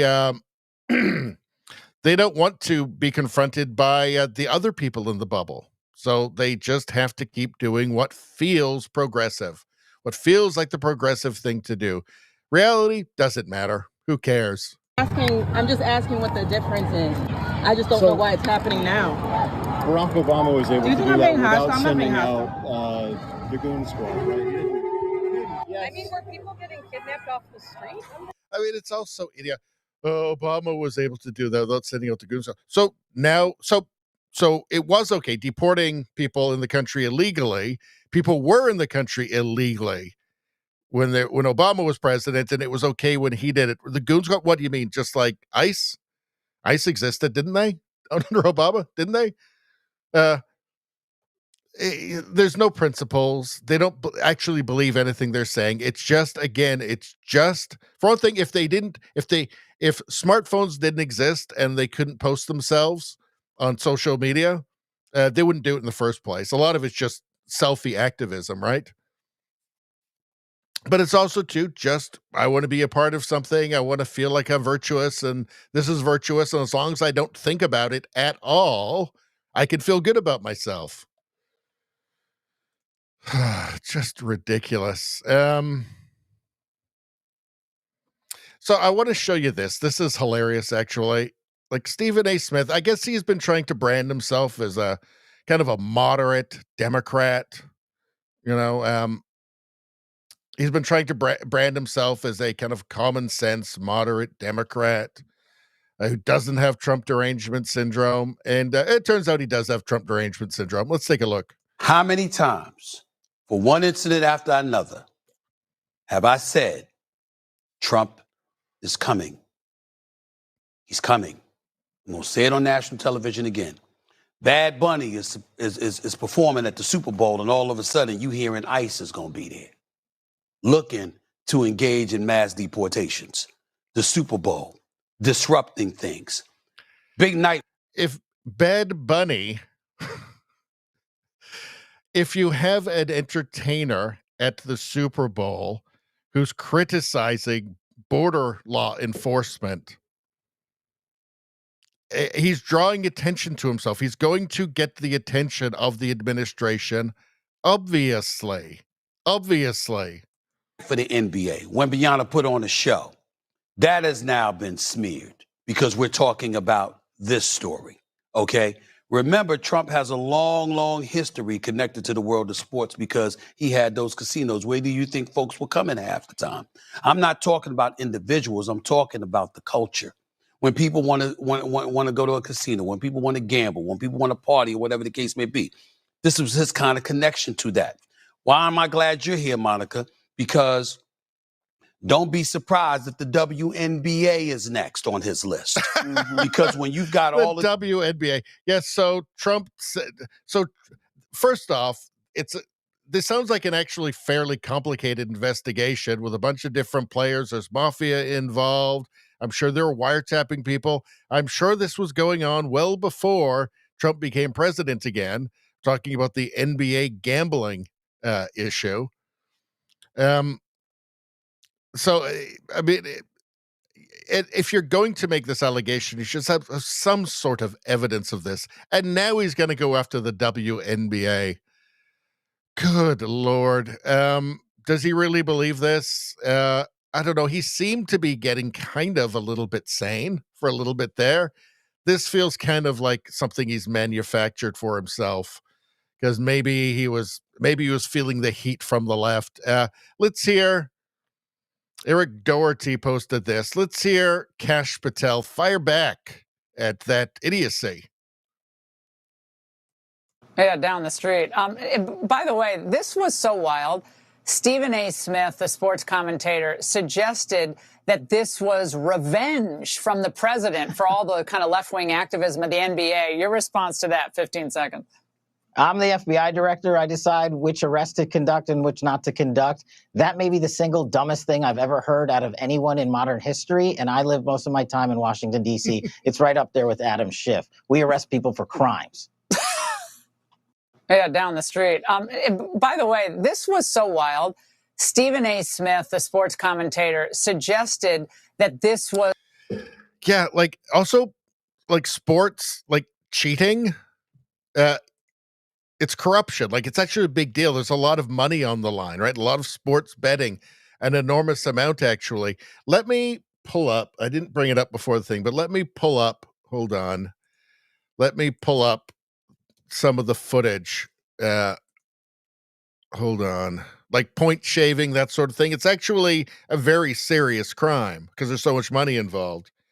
NBA point shaving. Let's see. Where is it? Hold on. Let's see. Give me a second, you guys. I should have pulled this up beforehand, but sometimes I forget. Where is it? Oh, here we go. All right. This is hilarious. Okay. Tell me what you think of this. Terry Rozier, he wasn't even trying to hide the fact that he was shaving points. Okay. Look at this. Still going. Now, this is one of the guy who's being charged, right? Look at that. Rozier turned it over again. Look at that. Having a tough night. And Rozier off the DHO. And he turned it over. He's making it obvious. You don't want to play ET3, especially against the Miami Heat. I can tell you, hey, you don't like playing in Miami? Yeah. Better do a lock down to 3. They got to get busy. Rozier with a 9-1-1 comes up short. On Merrill. Rozier contested 3 is short. The ultimate teammates and sacrifice. I mean, it's so obvious he looks like a WNBA player. And how would you even tell if they were point shaving in a WNBA game? By the way, how would you know?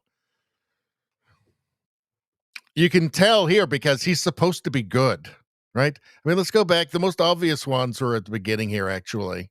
Like, look at that. Look at this one here. This one is beyond obvious. Watch this. Rozier turned it over again.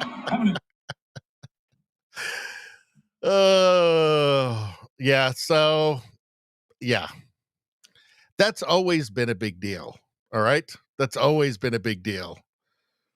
I get because of the money involved. What the hell is this? That's an old one. We already did that one years ago. That's a scary one. We don't want to do that. Let's see. So I want to show you this. Tim Burchett. So he says, I fixed it for you, Hillary Clinton. So Hillary Clinton posted this. It's not his house. It's your house. And he's destroying it. Talking about the White House renovations, right? Because that's, yes, renovations of the White House is Trump destroying the White House. And nobody's ever done that before either. Nobody's ever done renovations of the White House. So Tim Burchett says, I fixed it for you, Hillary Clinton. And there he put this. There's Clinton with a very happy Monica Lewinsky. And Clinton looks pretty happy there, too. I wonder what happened underneath the desk 5 minutes before this picture was taken. I wonder. We know what happened. She blew him.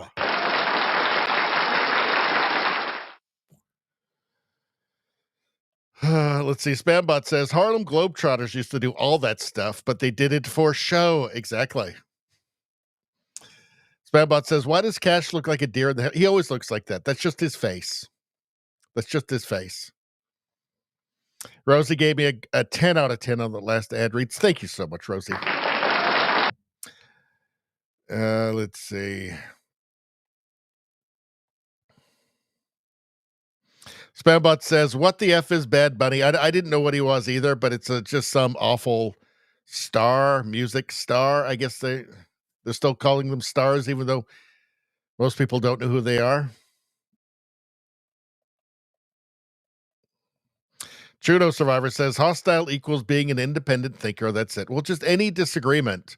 Because, again, it's really a threat to them. So if you interrogate them at all on their beliefs, it's a major threat because it's not only that they don't think, they don't want to think, like thinking is bad for them, because if they start to consider their ideas too deeply, the ideas are so incoherent, right, that it becomes immediately obvious. So I'm sure their minds have drifted over and just noticed that, oh, wait a second, this doesn't make sense. And then they immediately retreat because it's dangerous to not be a lemming, to not be a woke mind virus zombie.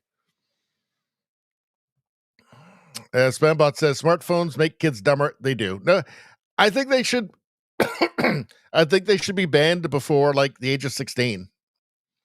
Ottawa James says, fun stream, Richie and chat. Thank you so much. It's been a good one tonight. Actually, I needed this. It's been a while. I was ready for a good long stream again. Let's see. Let me skip down a little bit.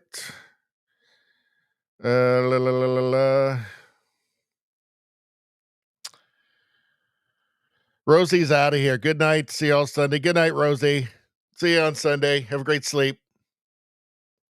Spambot says, I don't care about stars or actresses or actors or actresses.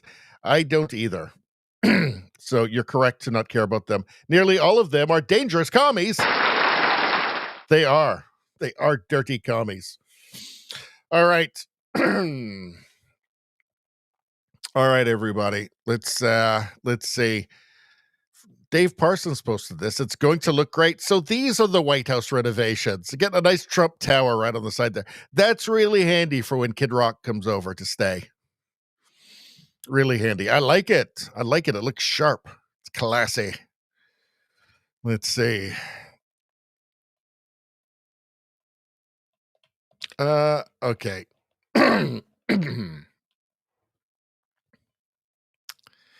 Who posted this? Rico Quintero. Let's see. So what's this? World record. Greta Thunberg becomes the first hostage victim in history whose kidnappers' only demand is that she leave. And that is literally what happened. She was kidnapped by the Israelis,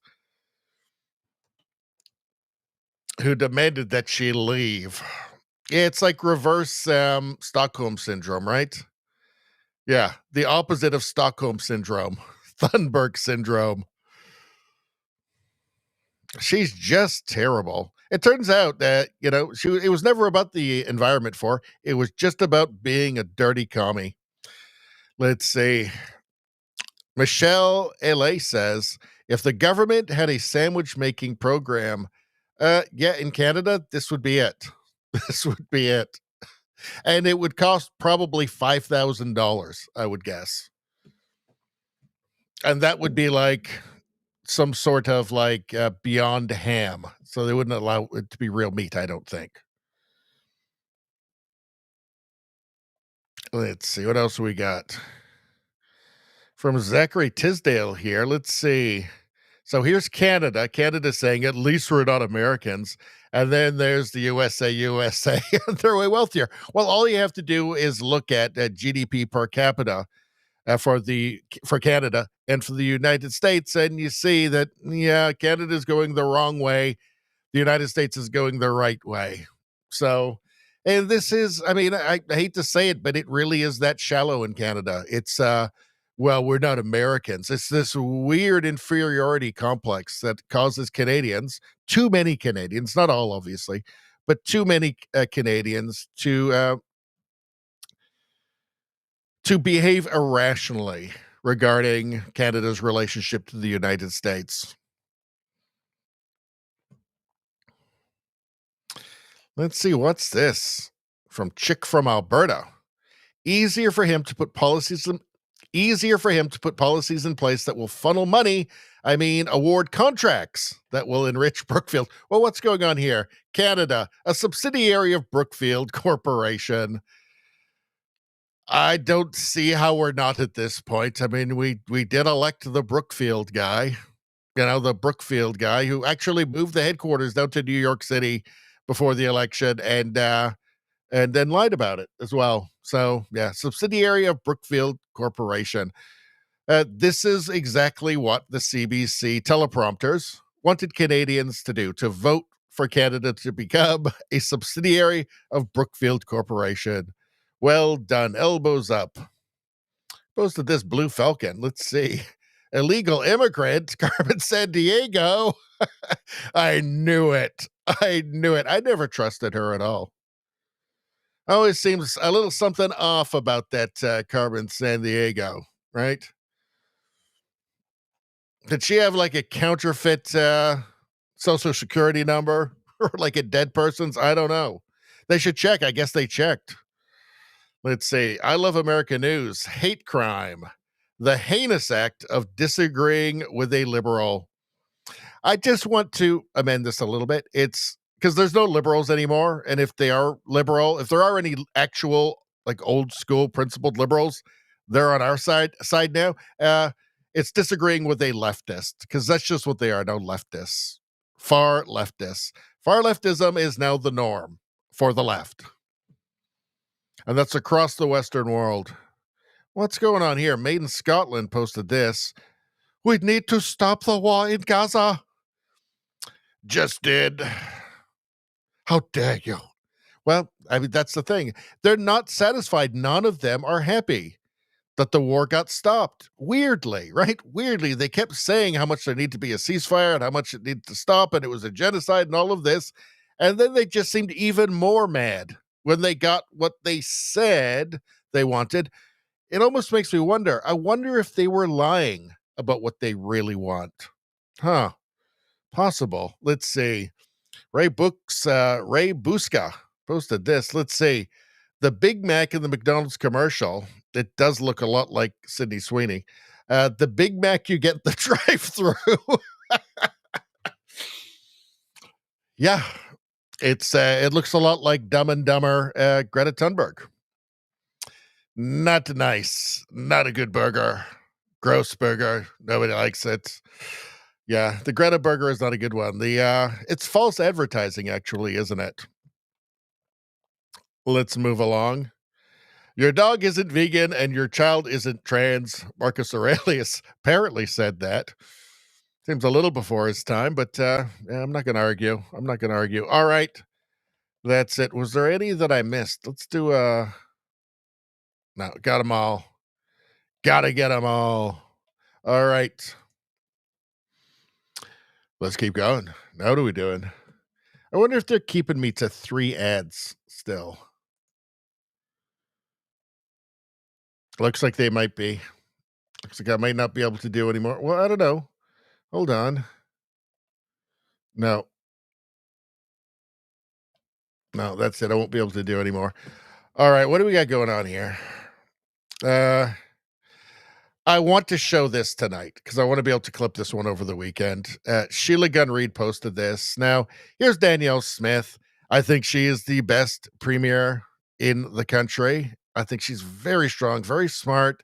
She's very composed and forceful. I think this is actually a strong woman. We keep hearing about how much the left loves strong women, right? Well, here's a strong woman. Left doesn't seem to like her for some reason, though. Maybe the left is lying about what they like. Maybe they just like total ideological conformity. I don't know. But let's watch this. And I think Danielle Smith is a very impressive leader. Thank you, Premier Smith. I want to give you an opportunity to, and particularly how it would relate to the future economy of Alberta if we do not take action to address this changing world. Well, no one's talking about not taking action. I think what we're talking about is whether a 2030 target is realistic or a 2050 target is realistic. Our plan is centered around a 2050 target, which is what we signed on to internationally and what most of the nations of the world have signed on to, except for China, which has said 2060, and I believe India, which has said 2070. I can tell you the cost. We almost had an experience of that in January of 2024 at 5 o'clock at night when the sun went down and there was no solar, and it was minus 30, and so we had to turn down the wind turbines because they have mechanical failure after minus 30. We had to do an emergency call out to our people to turn off their lights while they were doing dinner and homework with their kids at night to avoid having our power grid fail. When the power grid failed in Texas, 1,000 people died. So I think that's the one thing that we have to keep in mind about reliability. Thank you. Wanted to take. You know, it's almost like it's easy for her. She's so much smarter and quicker and more clever than these people, like a Bruce Fanjoy, than these liberals, these smug liberals. They're really not prepared for her at all. I mean, she's very prepared, very informed, and very sharp. And she just runs right over them every single time. Because not having the favor and the grace of the media, right? Like, she has to be prepared. She has to perform all of the time. She has to be right all of the time. Because again, the media is waiting for her to make any mistake. She doesn't have the luxury that left-wing politicians, NDP, or liberal politicians have in Canada when it comes to the media, right? The media will forgive a liberal anything. And if they do have to report on something negative, well, they'll try and sweep it under the rug just as soon as they can, as soon as they're finished spinning it into something as harmless, seemingly harmless as possible. No conservative in Canada has that benefit. None. Certainly not Danielle Smith, whom they hate. She's the most hated premier in Canada by the legacy media in Canada. And so she doesn't have the luxury of just showing up and just having the media do half her work for her. She has to be ready. She has to be smart. She has to be prepared. And she is performing at an extremely high level. Right? So, I guess, unintentionally, the bias in Canada, the biased media class in Canada has made her stronger and better to their detriment. So in any case, let's failure after minus 30. Yeah, she explains how real people die when governments go green at any cost. And so he cuts her off in a panic fit. They don't know how to respond to this, right? They just don't. Because they don't know how to respond to it, because again, they haven't learned the skills. They haven't had to because of the media favor that is showered upon them. Let's see. Westgate Sentinel, Canada hemorrhaged $20 billion in energy investment to the U.S. in 120 days, says Alberta Premier. One of the single greatest acts of self-harm in Canada's economic history. Yeah, it's actually incredibly sad, isn't it? All right, let's move on. What do we got next? I'm going to have to bring this to a close soon. I can't go all damn night. I can't go until the morning. Maybe we'll save this one. There's lots that we can save for Sunday that'll still be fresh.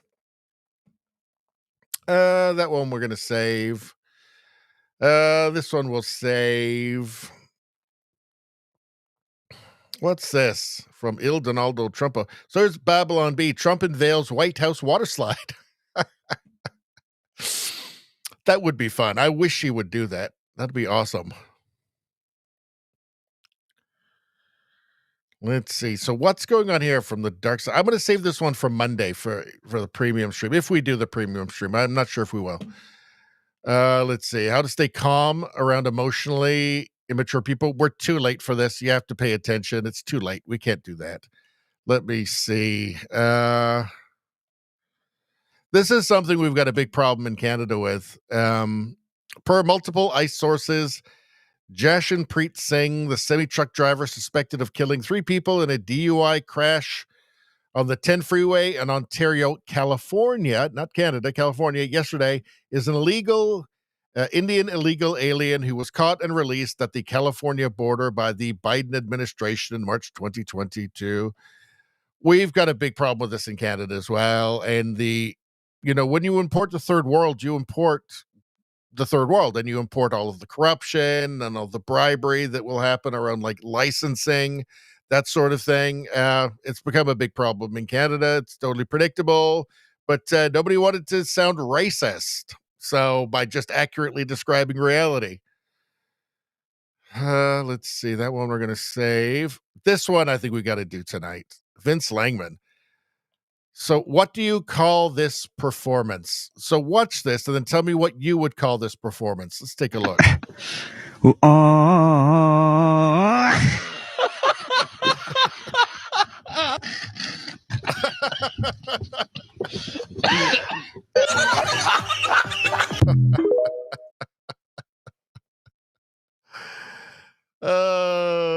Let's see. The kids under the tent in the background are the best part. Let's take a look at those kids again.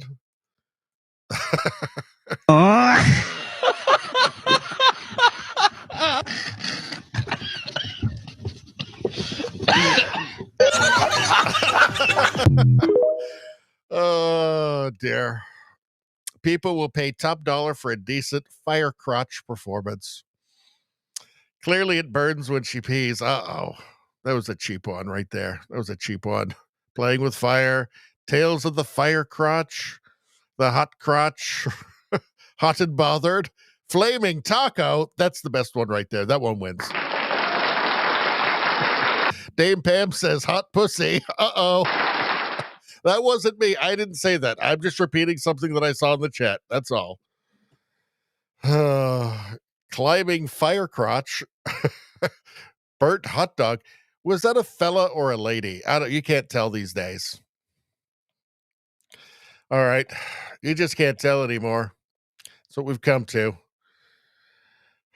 Kyle Mann says Trump is demolishing the White House, which has remained untouched and preserved in its original state since it was hand-built by God in 4000 BC. He's from the Babylon Bee. He's not serious. Let's see. What's Trudeau Survivor? I'm pretty sure that's Dora the Explorer, not Carmen Sandia. You're right. It was Dora the Explorer. God damn it.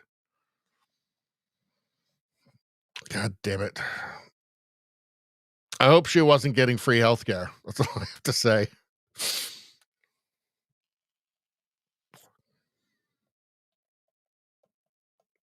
And Radio Streamer also pointed out the illegal immigrant was Dora the Explorer. Sorry, guys. That's why you're here, though. That's why you're here, to correct when there's mistakes made. Spambot Fodder says, I recently went to the Burger Priest. They have a creation that is the size of the original Big Mac, which was in fact huge. It's a burger that feeds two. I've never heard of Burger Priest. Never heard of that.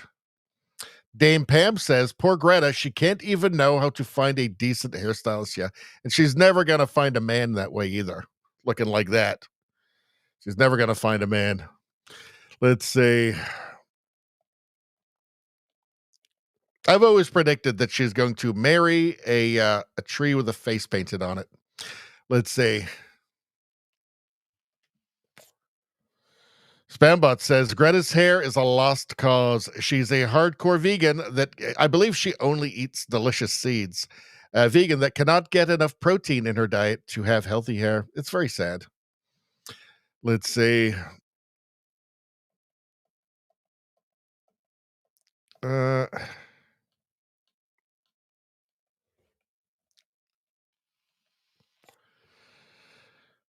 Let's see. Spambot says, I love the Babylon Bee. Haha. Ottawa James says, haha, Richie, 4 hours and a half. 4 hours and a half. I don't think we're going to go that long. Let's see. Spambot says, Alberta shut down at least 2 truck training schools that passed failed illegals. Yep. Look, you import the third world, you're importing corruption. Like, corruption is endemic in places like India. So you're bringing that too. These are just cultural norms, right? So you're going to get those. Those are going to become, as Mark Carney would say, Canadian values. Trudeau Survivor says, who knew herpes was flammable? Oh, that's a spicy one. Spicy tamale right there from Trudeau Survivor. That was the fire crotch lady. Let's see.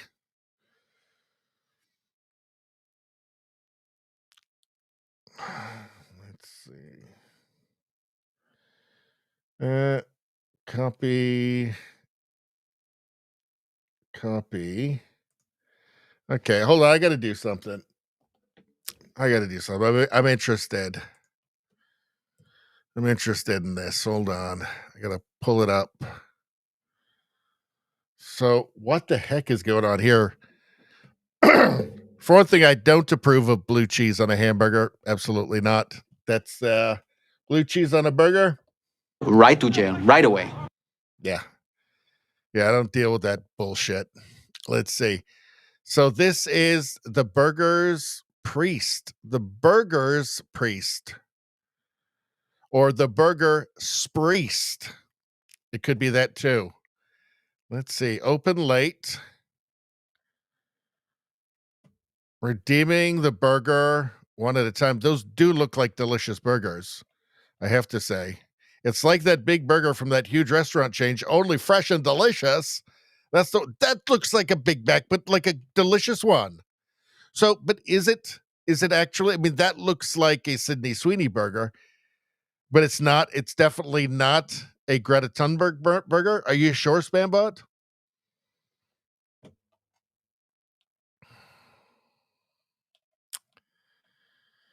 Say hi to the high priest. I mean, where are they? Menu, catering, the story, our beliefs, locations. Let's look at locations. Okay. I'm not going to do that. All right. Let's go back to the chat for a second. Anyway, it looks great.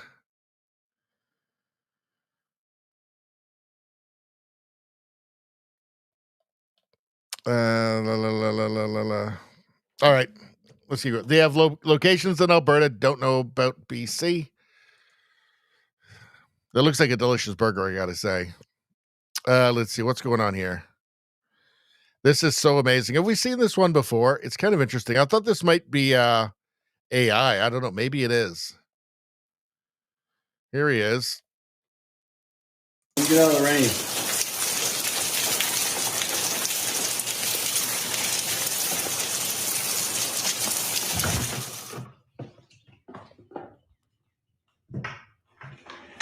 Then it brought back all of his friends.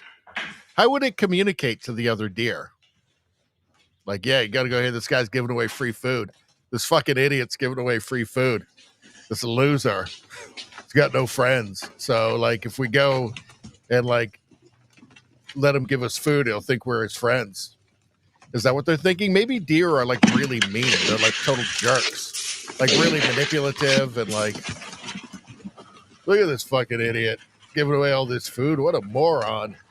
Yeah, sure, buddy. We're best pals. Yeah, you could be a deer now. Absolutely. Come live with us in the forest, fucking dummy.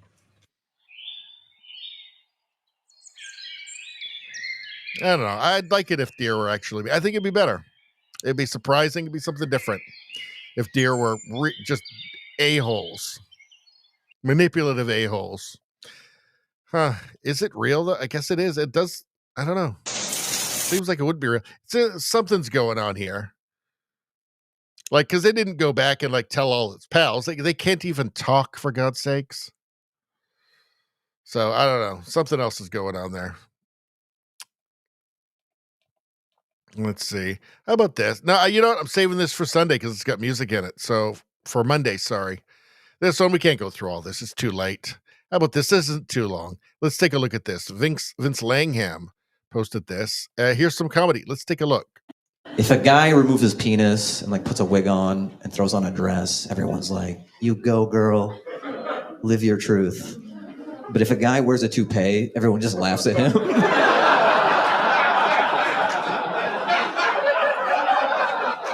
And he's just trying to identify as someone with hair. But society's like, nah, we don't play that shit. He's making a great point. A great point. Let's see. What do we got going on here? Never forget your teddy bear on a walk. Well, look at that. Good Lord. That's too adorable. That is too precious. I can't take it. I can't look at it anymore. It's hurting me. Here.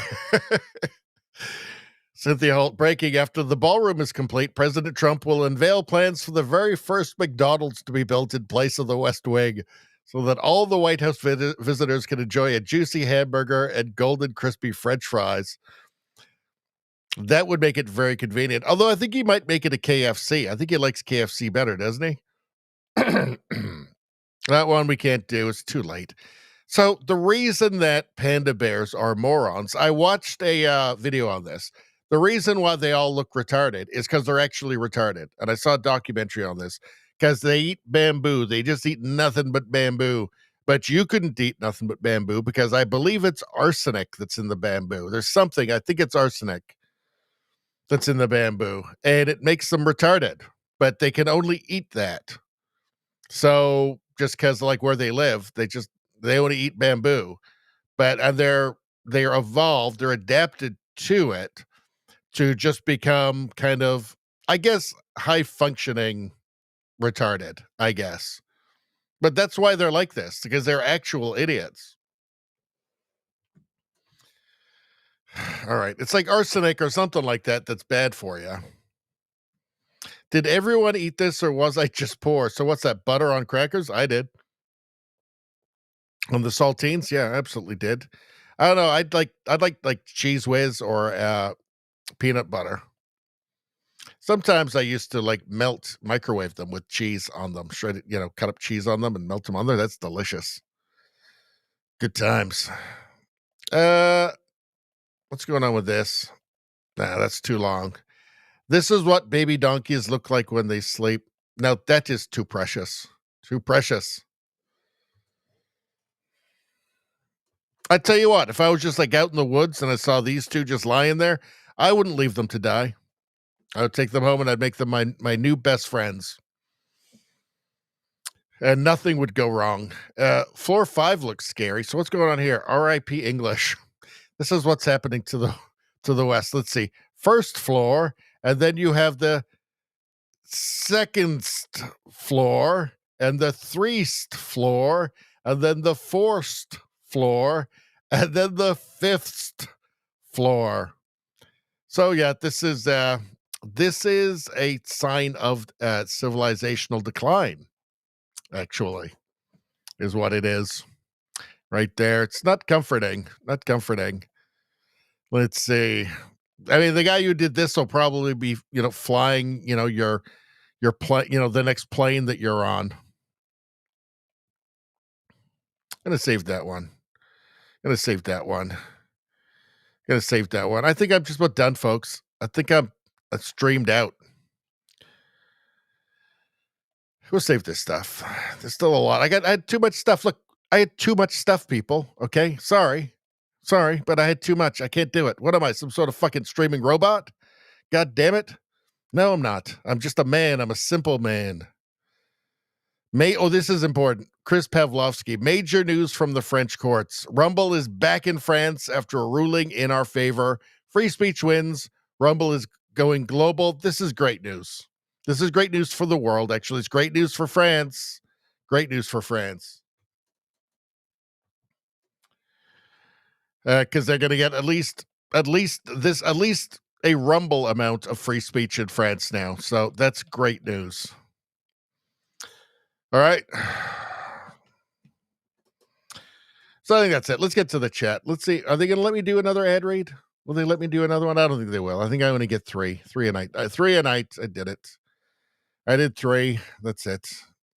Got nothing else. All right. Let's see. Spambot likes the Burger Priest or Burger Spriest. Holy smokes burger. Let's eat. So if you're in Calgary, go to Burger Spriest.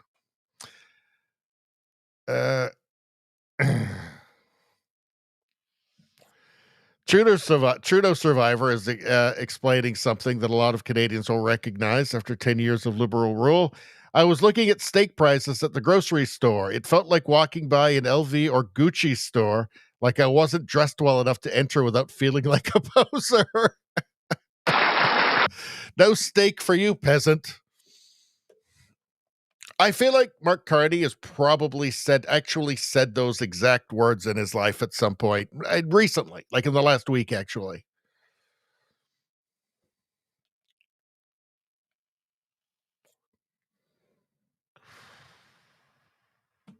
Spambot says, the price I see for normal steak is what I used to pay for Kobe beef.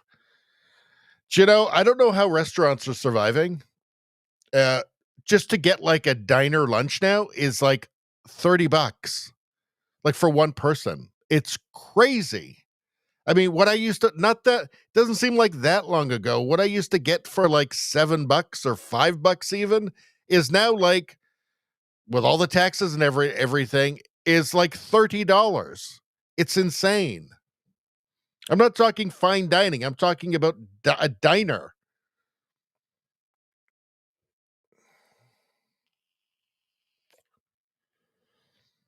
Trudeau Survivor says, I just remembered to tell you something important. You can use DaVinci Resolve to remove music from videos in real time.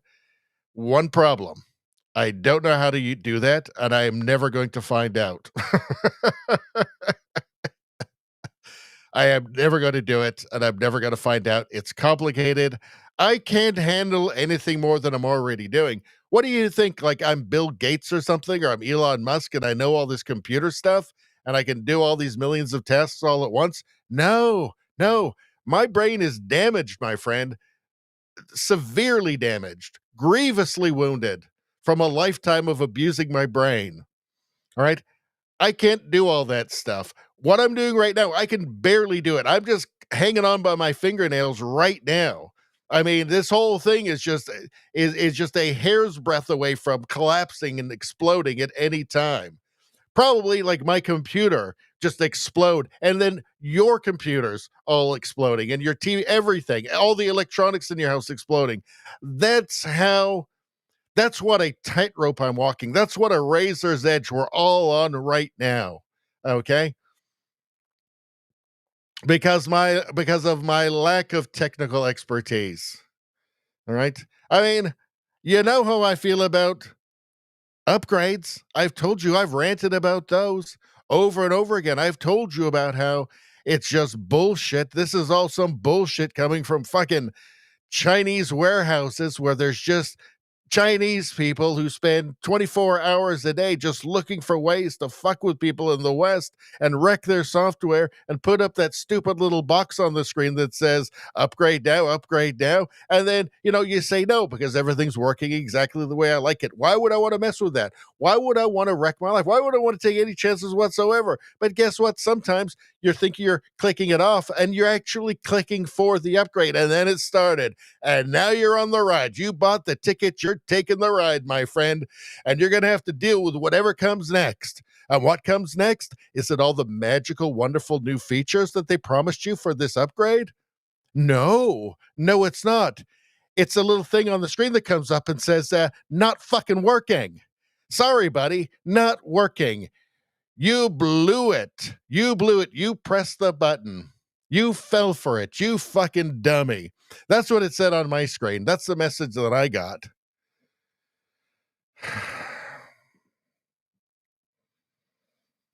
So anyway,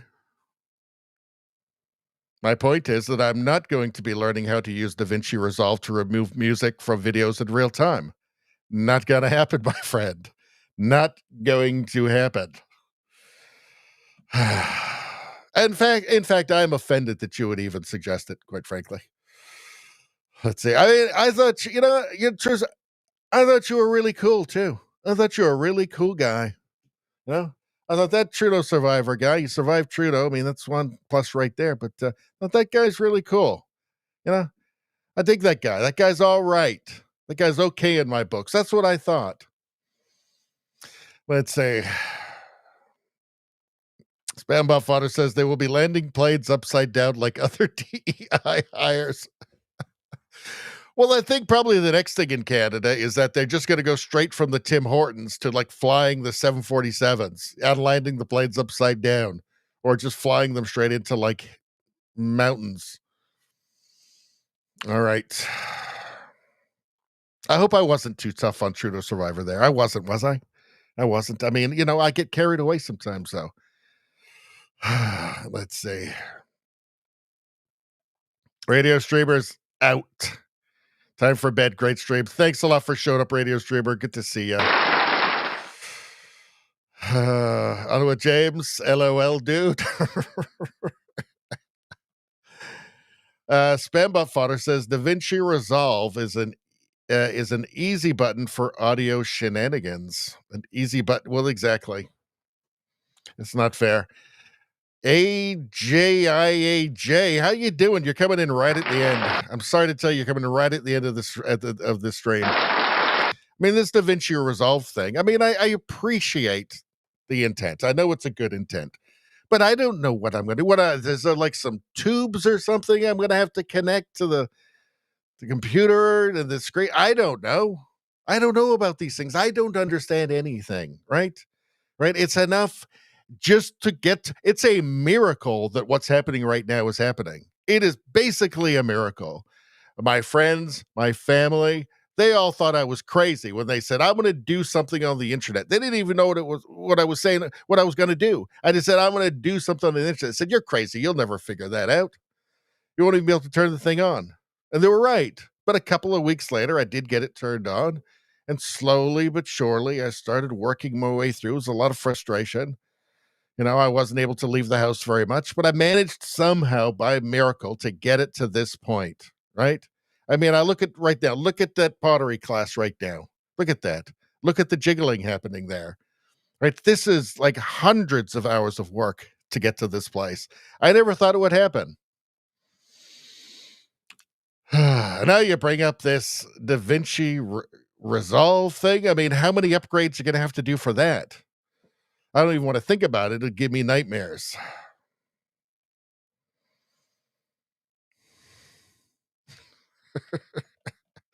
I hope I didn't just lose. I was only kidding, Trudeau Survivor. I hope I didn't just lose a subscriber there because I went on an insane rant. It was just entertainment for the show. Come back. Come back. Don't leave us. We still want you here. It's okay. I'm not traumatized. Just let us know in the chat that it's okay, Trudeau Survivor. Come on. You've got us all worried now. Well, anyway, I guess that's it. I guess it's pretty much it. I'm done. This is 4 hours and 5 minutes. Let's see.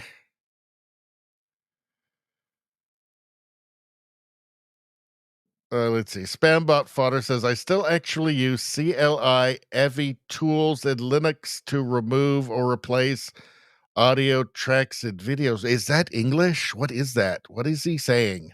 I don't know what that means. The one of the, there are good things about YouTube, and the kind of back end stuff is actually really good. So when there's like a copyright thing with the music, there's an option where it can just automatically erase the music or the whole clip, whatever part of it that is copyrighted, which is handy, it's handy. And, they make no money on YouTube anyway, even though they're monetized. So it doesn't really matter. But Trudeau Survivor is back. Thank God. I'm back. My internet connection died for a while. We are still friends, Richie. Thank God. You had me worried there. I thought I went too hard. On you there. We're glad to have you back. That's all I'm saying. All right. Oof. All right. Thank you, Dame Pam. I'm glad that I make you laugh. All totally unintentionally. All right. It's that brain damage thing. It's that brain damage that I have. All right. So anyway, that was the first stream in like 9 days. I had a break. I enjoyed it. I needed it actually for my brain. And but now we're back. We're gonna go hard. And but that's it for tonight. We're over 4 hours. We're going to be back. Listen to me. We're going to be back on Sunday, 6 o'clock Pacific time, 9 o'clock Eastern time. It's going to be a hardcore, awesome, unbelievable stream. Everybody come. Everybody show up. It's going to be a beautiful, big stream. Everybody's going to love it. Probably life-changing, actually. People are going to have some epiphanies, all that sort of thing. The usual that you get on a typical Radio Baloney stream, but even more, 10 times that. So everybody come back on Sunday. Don't forget to like the stream before you go. If you're not subscribed to the channel right now, subscribe to the channel. Super important. Everybody's doing it, especially Hollywood celebrities. They won't tell you because they don't want to get fired from blacklisted from Hollywood, but they're all doing it. I want to thank everybody in the chat. I'm glad you guys came back. I'm glad you didn't forget about the channel after the break. You guys are awesome, and I think you guys were in very good form tonight, and you even corrected me correctly a couple of times tonight, and of course, that's your job. That's your responsibility. We all have our responsibilities in Radio Baloney Live. But anyway, seriously, though, thanks, you guys. If it weren't for you, I wouldn't do it because it would be depressing. But you guys show up, so it's not depressing. And again, you guys are in good form.